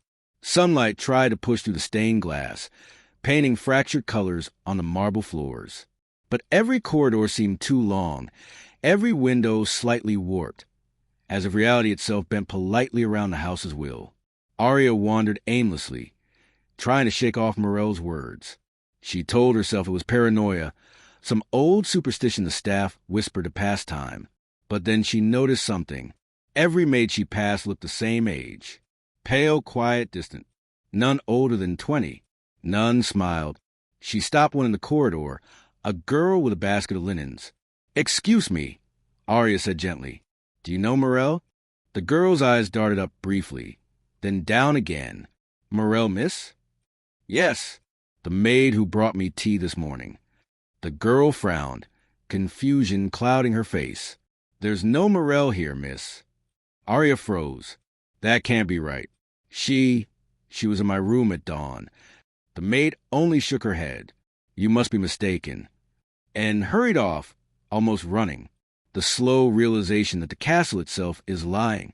By evening, the fog had returned, thick, silvery, almost breathing. Dinner came and went. She sat again at the long table alone. Different servants tonight. Faces she didn't recognize. When she asked for Morel, the butler blinked at her politely. Morel, my lady? Yes. She served me tea this morning. A pause. Then gently, perhaps you dreamed it, miss. Sometimes the castle confuses the senses. That was the moment she noticed the faint reddish stain at the cuff of his white glove. He noticed her glance and tucked his hands behind his back. Aria said nothing more. Later, unable to sleep, she left her room again, barefoot, holding only a candle. The corridors were silent but not empty. The air carried something beneath it. Faint whispers, like memory echoing through stone. She followed them, unsure why. Maybe because part of her wanted proof she wasn't losing her mind. Down one hallway, she heard them clearly. 2 voices. Aria pressed herself against the wall near a half-open door. Inside, 2 servants stood by the fireplace, speaking in low, shaking tones. Another one gone, the first whispered. Found her near the west wing this morning. He fed too deep again, the second murmured. They always do when the blood's fresh. Aria's pulse quickened. What would they do with her? The same thing they always do. Replace her. New maids arrive tomorrow. They always arrive. The first one made the sign of the cross, or something close to it. And the guest? She's still alive? For now. That guest means her. A floorboard creaked beneath her foot. The voices stopped instantly. Who's there? Aria turned and ran, candle flickering wildly, shadows stretching after her. She didn't stop until she reached her chamber, slammed the door shut, and pressed her back against it, panting. The clock on the mantel struck once. Then again, she froze. The bells, slow, deliberate, heavy, one after another, tolling through the castle like distant thunder. Morel's voice echoed in her mind. When you hear the bells tonight, lock your door. Don't answer anyone. Her hands shook as she turned the key, the metal clinking softly. She backed away, clutching the candle. Outside, footsteps. Soft, slow, graceful. They stopped just beyond her door. Then, Aria, Lucian's voice. Calm, perfect, close. She swallowed. It's late. I wanted to see you.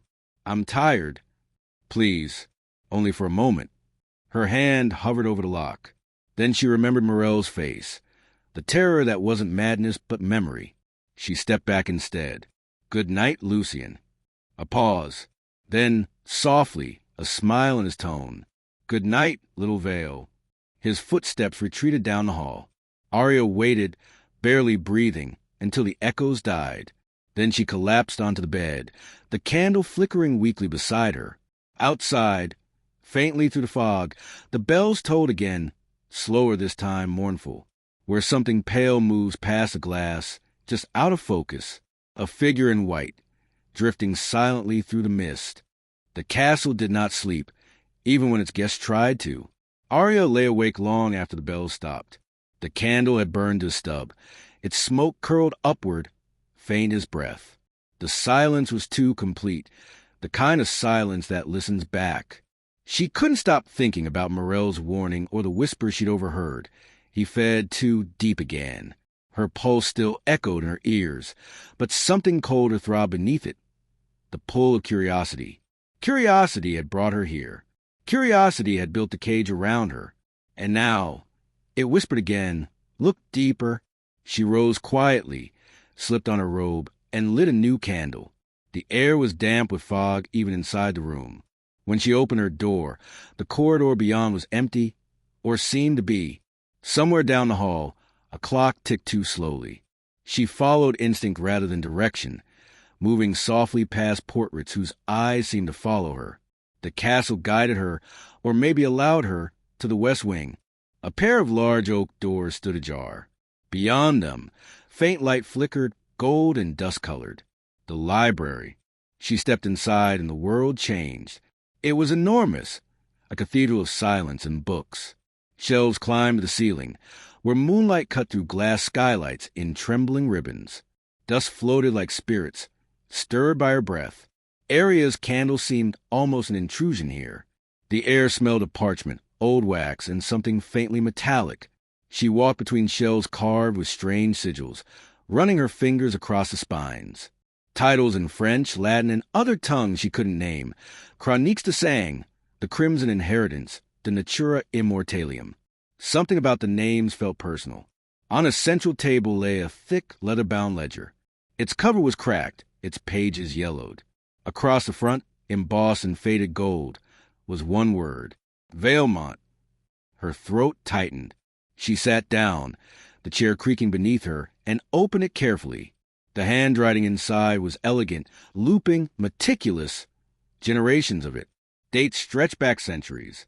Names repeated in patterns. Lucian, Adrian, Marguerite. Lucian, Adrian. Same faces. Same blood. Same family. Only the centuries changed. She turned more pages, her hands trembling slightly now, until her candlelight fell upon one entry written in darker ink. The words pressed hard into the page. Lucian Valmont, cursed to drink of his own bloodline, lest the sun devour him. Aria froze. The words didn't register at first. She reread them slowly, lips moving without sound. Cursed to drink of his bloodline. Her pulse began to pound again, heavy and sharp. The images came unbidden. Lucian's pale hands never touching his food, his aversion to sunlight, the way he watched her too closely, the sudden vanishings of maids, Morel's terrified face. Her hand trembled as she turned the next page, but the ink there was darker still, smeared as if written in something thicker than ink. A single line. The blood remembers. The blood returns. The candle guttered, flame bending. A chill spread behind her, like breath against her neck. Couldn't sleep? Lucian's voice soft, smooth, and close. She turned sharply, heart slamming against her ribs.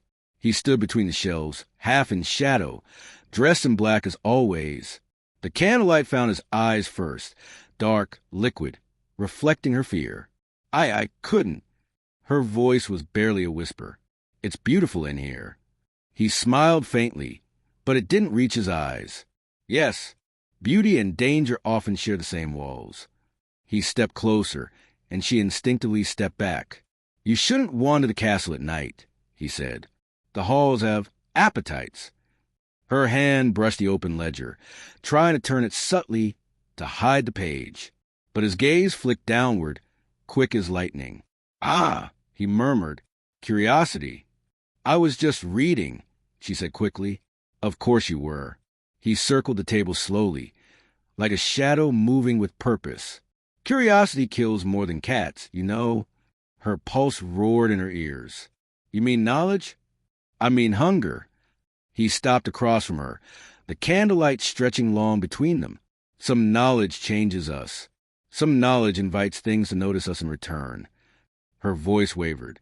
"You make it sound like the books are alive." "Everything in this house is alive, Aria. Even the walls. Especially the walls." The way he said her name, deliberate, ancient, made her skin prickle.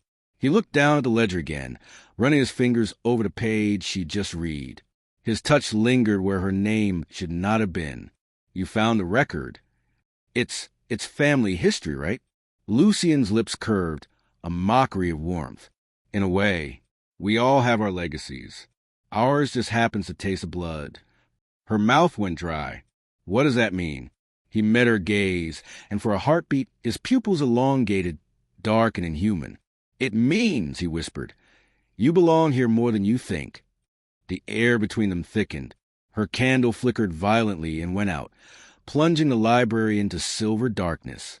Only moonlight remained, pale, fractured through stained glass.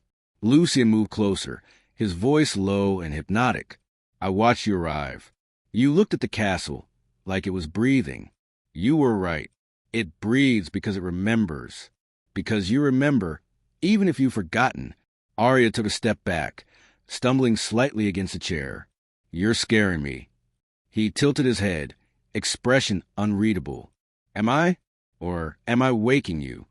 I want to go back to my room." Lucian reached out, gently, stopping with a hand at her wrist. His skin was cold, colder than marble. "You may go," he said softly. "But remember this. Curiosity opened that book. It also opened you." He released her hand. The mark of his touch lingered like frost. Then he turned, walking into shadows between the shelves, vanishing without sound. Aria stood frozen, breathing hard. The ledger lay open on the table. She glanced down one last time before leaving. New ink had appeared below the previous entry, still wet, glistening crimson in the moonlight. Aria Valmont arrived to awaken the blood. Her breath caught. She ran. The candle she dropped rolled across the floor, sputtering, smoke curling upward like a whisper. The blood returns. Through the rows of books, up to the high ceiling where a fresco shows Lucian among angels, fangs barely visible, painted centuries ago. Morning came slow, gray, and silent, like the world was hesitating to wake. Aria hadn't slept. The words on the ledger replayed in her head, until they didn't sound like words anymore. Aria Valmont arrived to awaken the blood. The ink, the color, the smell. It hadn't been ink. She stared out her window now, the sky pale with mist, and saw movement below. The castle courtyard, empty the night before, was suddenly alive. Cars, carriages, black and silver, shining through the fog like specters from another time. Dozens of figures emerged, men and women in elegant clothes, their movements too graceful, too synchronized. They didn't walk. They glided. Servants, new ones, or old ones she'd never seen, scurried to unload luggage, arranged chairs, polished the fountain at the courtyard center until it gleamed like fresh bone. The courtyard like a chessboard, pieces sliding silently into place. A knock. "Come in," Aria said, her voice small. Lucian entered. Daylight brushed him but did not touch him, as though the air itself bent to protect his skin. He looked immaculate as always. Black suit, silk vest, silver ring glinting faintly on his right hand. "Good morning," he said softly. "You've been awake." "I heard people." His smile was faint, composed. "Yes, the Valmonts have arrived." "The Valmonts." He stepped toward the window beside her, gesturing to the courtyard. "Our family. Your family." Aria's heart stuttered. "They've come here? For me?" Lucian's gaze lingered on her reflection in the glass. They've come to celebrate your return. The word celebrate sitting uneasily in her mind. She looked down again. The people, relatives as he called them, stood in clusters, speaking in low voices. They were too beautiful, too symmetrical, their skin pale, their eyes ranging from deep crimson to silver gray, shifting subtly with the light. She couldn't shake the feeling that they were watching the castle, waiting for something within it. Lucien turned to her. You should rest. There will be a dinner tonight. A reunion long overdue. Before she could respond, he lifted her hand, brushing his lips near her skin, not touching, almost tasting the air around her wrist. With a white gown, he murmured. It becomes you. And then he left, the scent of his presence, faint wine and iron, lingering behind. The day passed like a dream that refused to end. Every hour, she heard more voices echoing through the halls, laughter that didn't sound human, footsteps that never matched the number of people she saw. Morel's words haunted her. The blood calls us all, but it doesn't spare us. Aria dressed slowly as evening fell, the gown whispering against her skin. In the mirror, she barely recognized herself. Pale, eyes wide, lips trembling. The candlelight painted her face like a portrait from another century. She looked exactly like the women in those paintings. Exactly. When she descended the grand staircase, the castle had transformed. Chandeliers glowed with amber light. The air shimmered with the soft hum of a string quartet. The relatives turned as one, their movements elegant, deliberate. A woman approached first, tall, statuesque, her silver hair pinned high. Her voice was melodic, her smile cold. So this is her, she said, studying Aria like an art collector might study a priceless relic. The living branch. Lucien appeared from behind the crowd, smile measured, gaze unreadable. Aria, he said, his tone like silk over stone. May I introduce you to the Valmont lineage? The guests applauded softly, too softly. Thank you for coming, Aria said, uncertain. It's an honor to meet family I didn't know I had. A low chuckle rippled through them. Someone whispered, she doesn't know.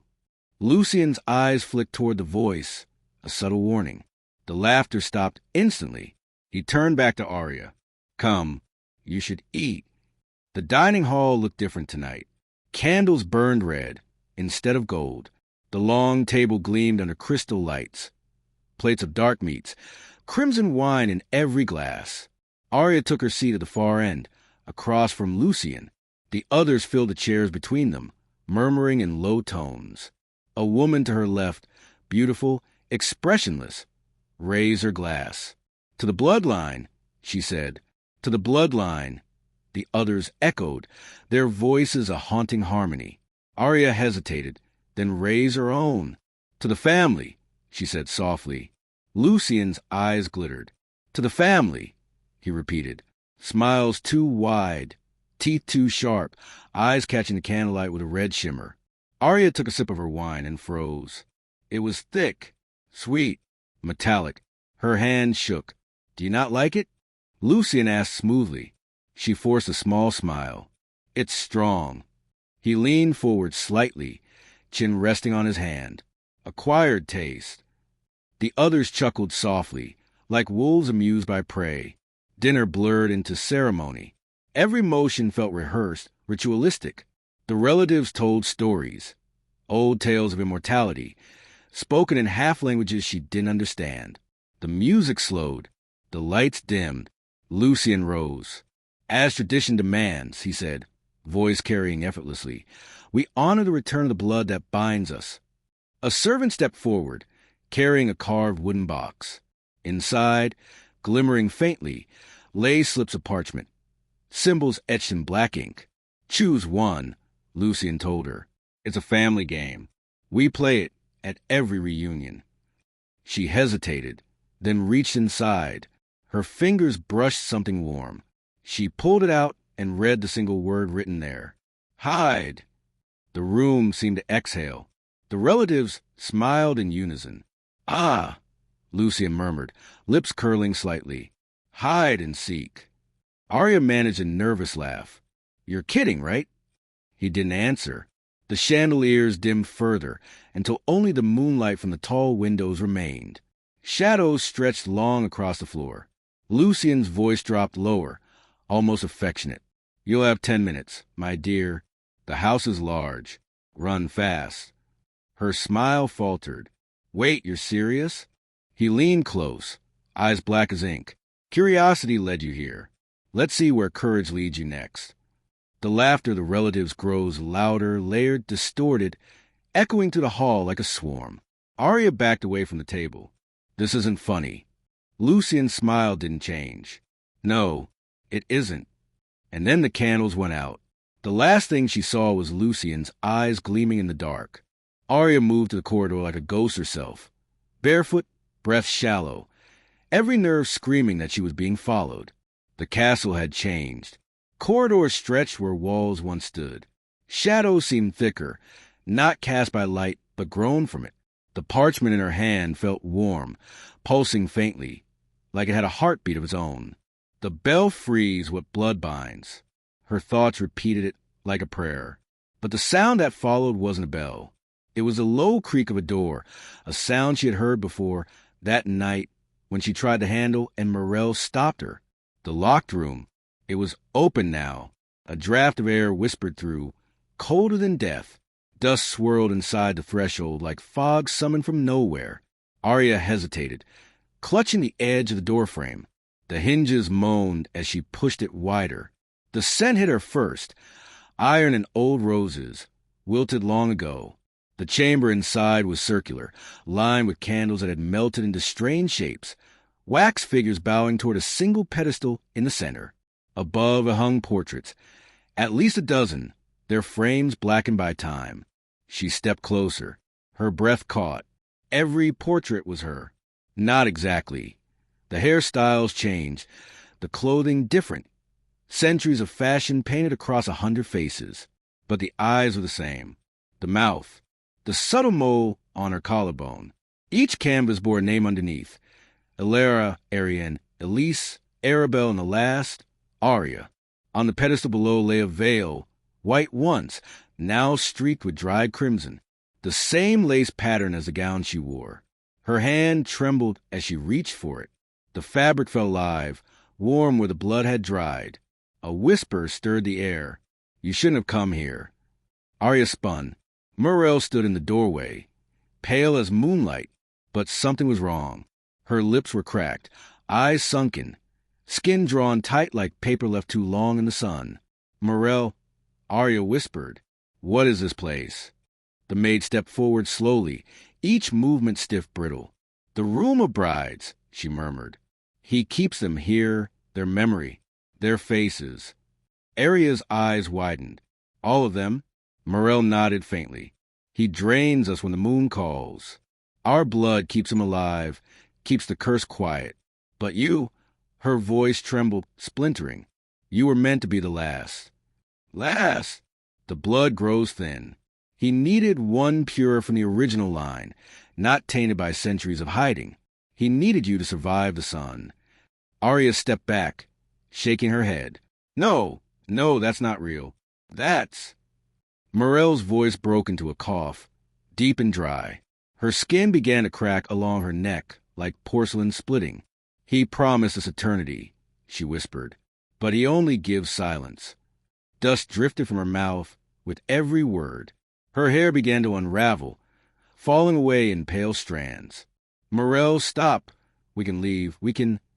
The maid smiled weakly. "Leave." Her eyes lifted, glassy and fading. "There is no outside for us anymore.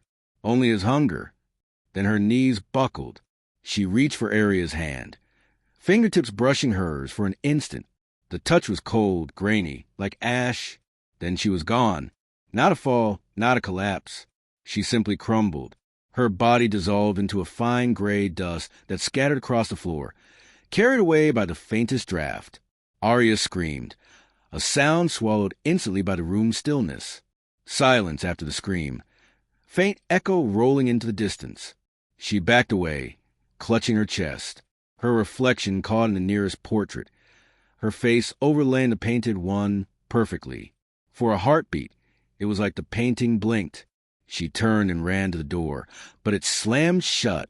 The sound of the lock turning echoed like thunder. Then footsteps above her. Slow, measured, deliberate. Lucian's voice carried through the ceiling, distant but clear. I told you curiosity was a dangerous inheritance. The candle flames flared blood red for a heartbeat. She pounded on the door. You lied to me. Of course, came his calm reply. Lies are how we make love end sweetly. The sound of his shoes grew louder. Closer.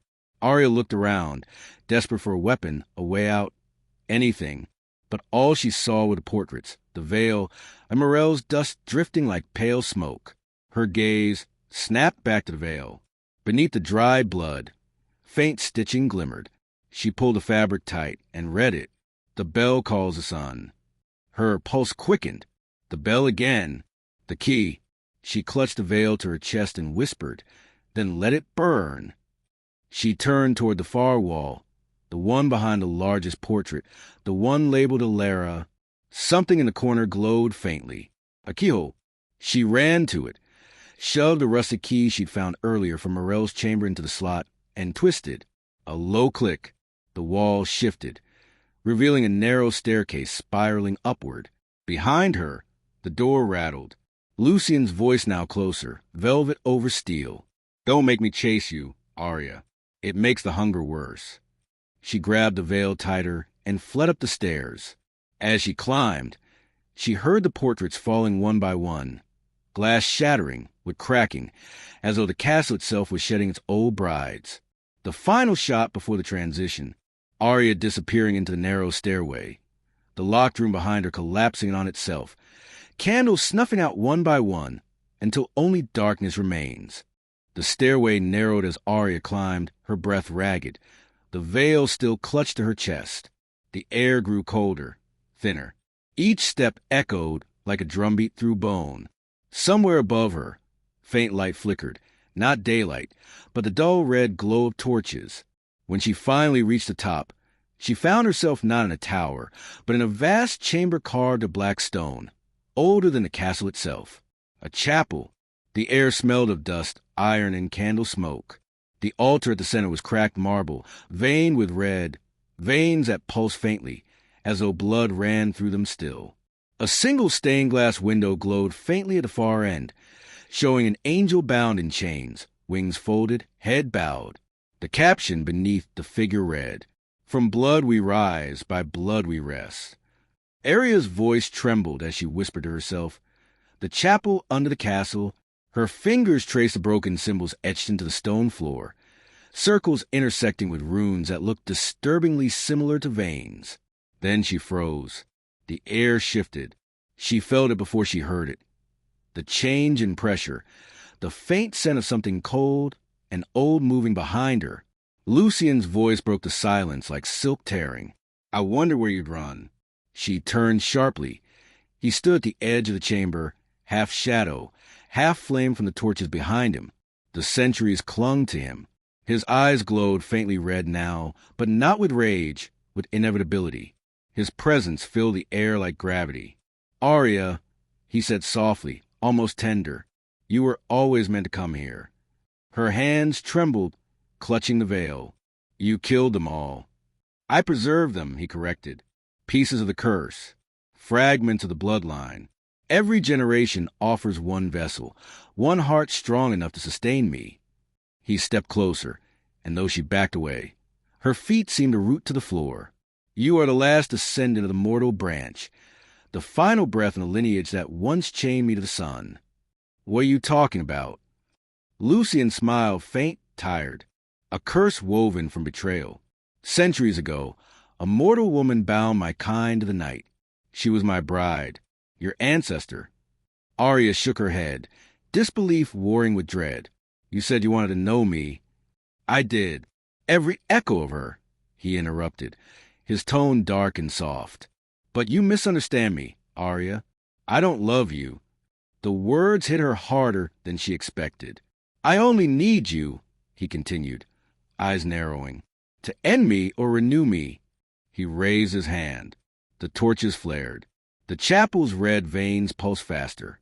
Your blood carries both the curse and its cure. Drink from it, and I burn with the dawn. Feed from it, and I live eternal." She stumbled backward, then chose to die. Lucian's smile deepened, and for a moment, sadness flickered through it. "I have tried," he said quietly, 1,000 times. Death won't come unless the bloodline consents. That's you, Aria." He moved closer, stepped silent despite the stone. "You can save the world from me," he whispered, "or join it to me forever." Her pulse thundered in her ears. She held the veil like a shield. "I won't let you." He tilted his head, amused. "You think you have a choice?" Then, in an instant, he was in front of her. Not a blur, not motion, one moment distant, the next, his shadow towering over hers. His hand caught her wrist gently, almost lovingly, lifting her chin with a touch that felt cold and electric at once. "Do you know what I see when I look at you?" he murmured. "All the centuries that defied me, every drop of blood that said no." She glared, trembling. "Then this is still a no." He smiled faintly, and for the first time, the hunger in his eyes turned cruel. "I never promised truth," he said. "Only eternity." Before she could move, he leaned in, too close, too fast. The world slowed. His breath brushed her neck, warm and ancient, smelling faintly of iron and roses. She gasped, tried to push him away, but his hand pressed her chest, pinning her against the altar. Then his fangs sank in. Pain flared white-hot, then melted into a cold numbness spreading down her spine. Her knees weakened. Her fingers went slack. He held her like a lover, one arm around her waist, the other cradling her head as if afraid she might fall apart. Her breath came in shallow gasps. The world blurred the edges, torches flickering in waves, colors deepening, shadows breathing. As he drank, tears welled in her eyes, not from pain, but from something deeper, the betrayal, the horror, the strange intimacy of it all. Lucian drew back slowly, lips stained with her blood.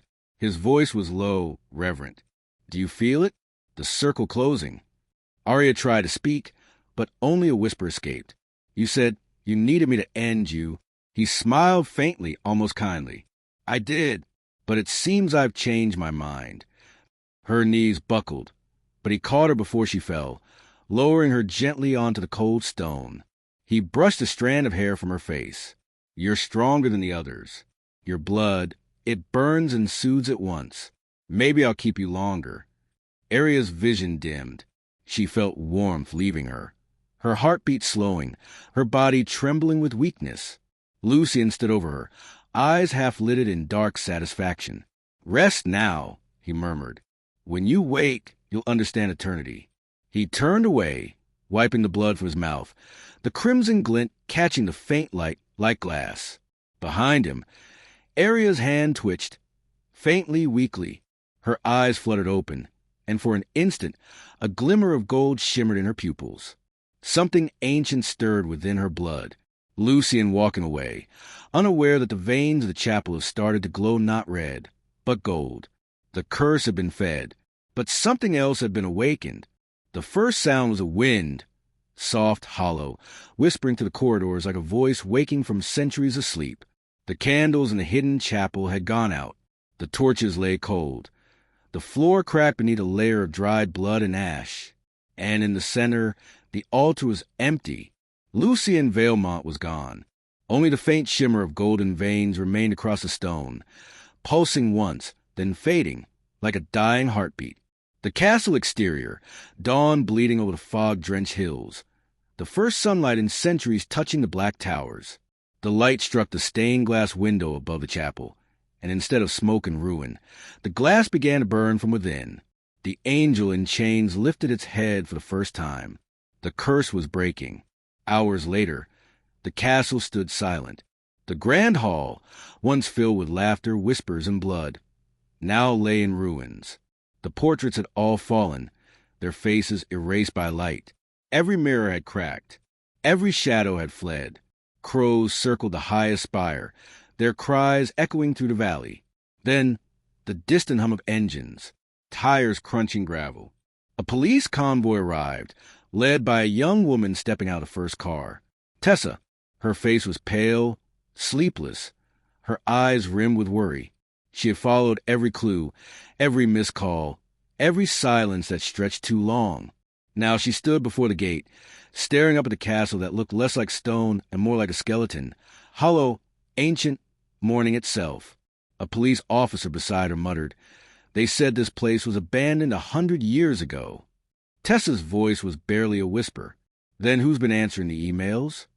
Inside, the halls echoed under their footsteps. The smell was old, like burned incense and something metallic beneath. Rooms stretched endlessly, dust dancing in the shaft of morning light, breaking through shattered windows. Tessa's steps slowed as they approached the upper floors. A faint breeze came from down the hall, cold, steady. She followed it. At the end of the corridor was Aria's chamber. The door was half open, gently swaying. "Tessa?" One of the officers called quietly, but she didn't answer. She pushed the door open. Sunlight poured through the window, soft, golden, almost gentle. Everything was perfectly still. On the bed, laid with care, was the white dress. Clean, pressed, folded neatly as if waiting. A single white rose rested on top of it, its petals rimmed with faint crimson. Tessa's breath hitched. She took a slow step forward, her voice trembling. "Aria?" Her eyes caught something else, a glint across the mirror. There, written in long, elegant strokes of blood, were 4 words. "The Bloodline lives." The officer behind her whispered, "What the hell?" Tessa touched the mirror. The blood was still wet. The glass rippled faintly beneath her fingertips, as if it were breathing. Down the hall, another door creaked. The air shifted again, colder now. A faint hum, like whispering, carried through the walls. Tessa turned sharply. "Did you hear that?" But the officer was already backing away, uneasy. "We should go. This place, it's not right." Tessa ignored him, drawn by instinct. She followed the sound of the great portrait hall, the one Aria had described in messages before she vanished. The sunlight cut across the space in fractured beams. Most of the portraits had been burned. Only blackened frames remained. But one painting hung untouched at the very end. A new one. Slow dolly forward toward the painting. Quiet, rising strings in the background. The canvas was pristine, colors too vivid for oil or age. It was Aria. She stood in a flowing white gown, her hair cascading over her shoulders, her skin luminous and pale. Her eyes, a deep, glowing crimson, followed Tessa wherever she moved. And around her neck, a silver locket, the same locket Lucian once wore. Tessa froze, breath trembling. "Oh my God!" Behind her, the wind howled through broken windows. The candles flickered to life, one by one, though no one had lit them.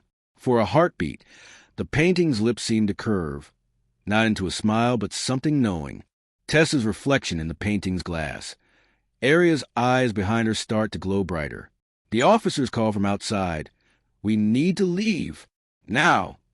But Tessa didn't move. She couldn't. Her hand rose slowly toward the painting's frame, drawn like metal to a magnet. As her fingers brushed the edge, faint static, a pulse. The glass beneath her hand turned warm. Then, faintly, she heard a whisper, Aria's voice, calm and distant. He said eternity. The light flared across the painting, red and gold intertwining like fire and sunlight. And he meant it.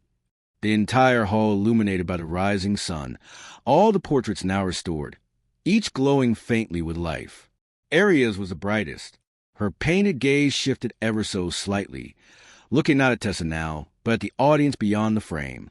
The castle's foundations rumbled, timbers groaning as if exhaling. Outside, the crows took flight in a black wave across the morning sky. When the screen fades to black, the faint echo of Aria's voice lingers, neither alive nor dead, but eternal. Blood remembers. Always.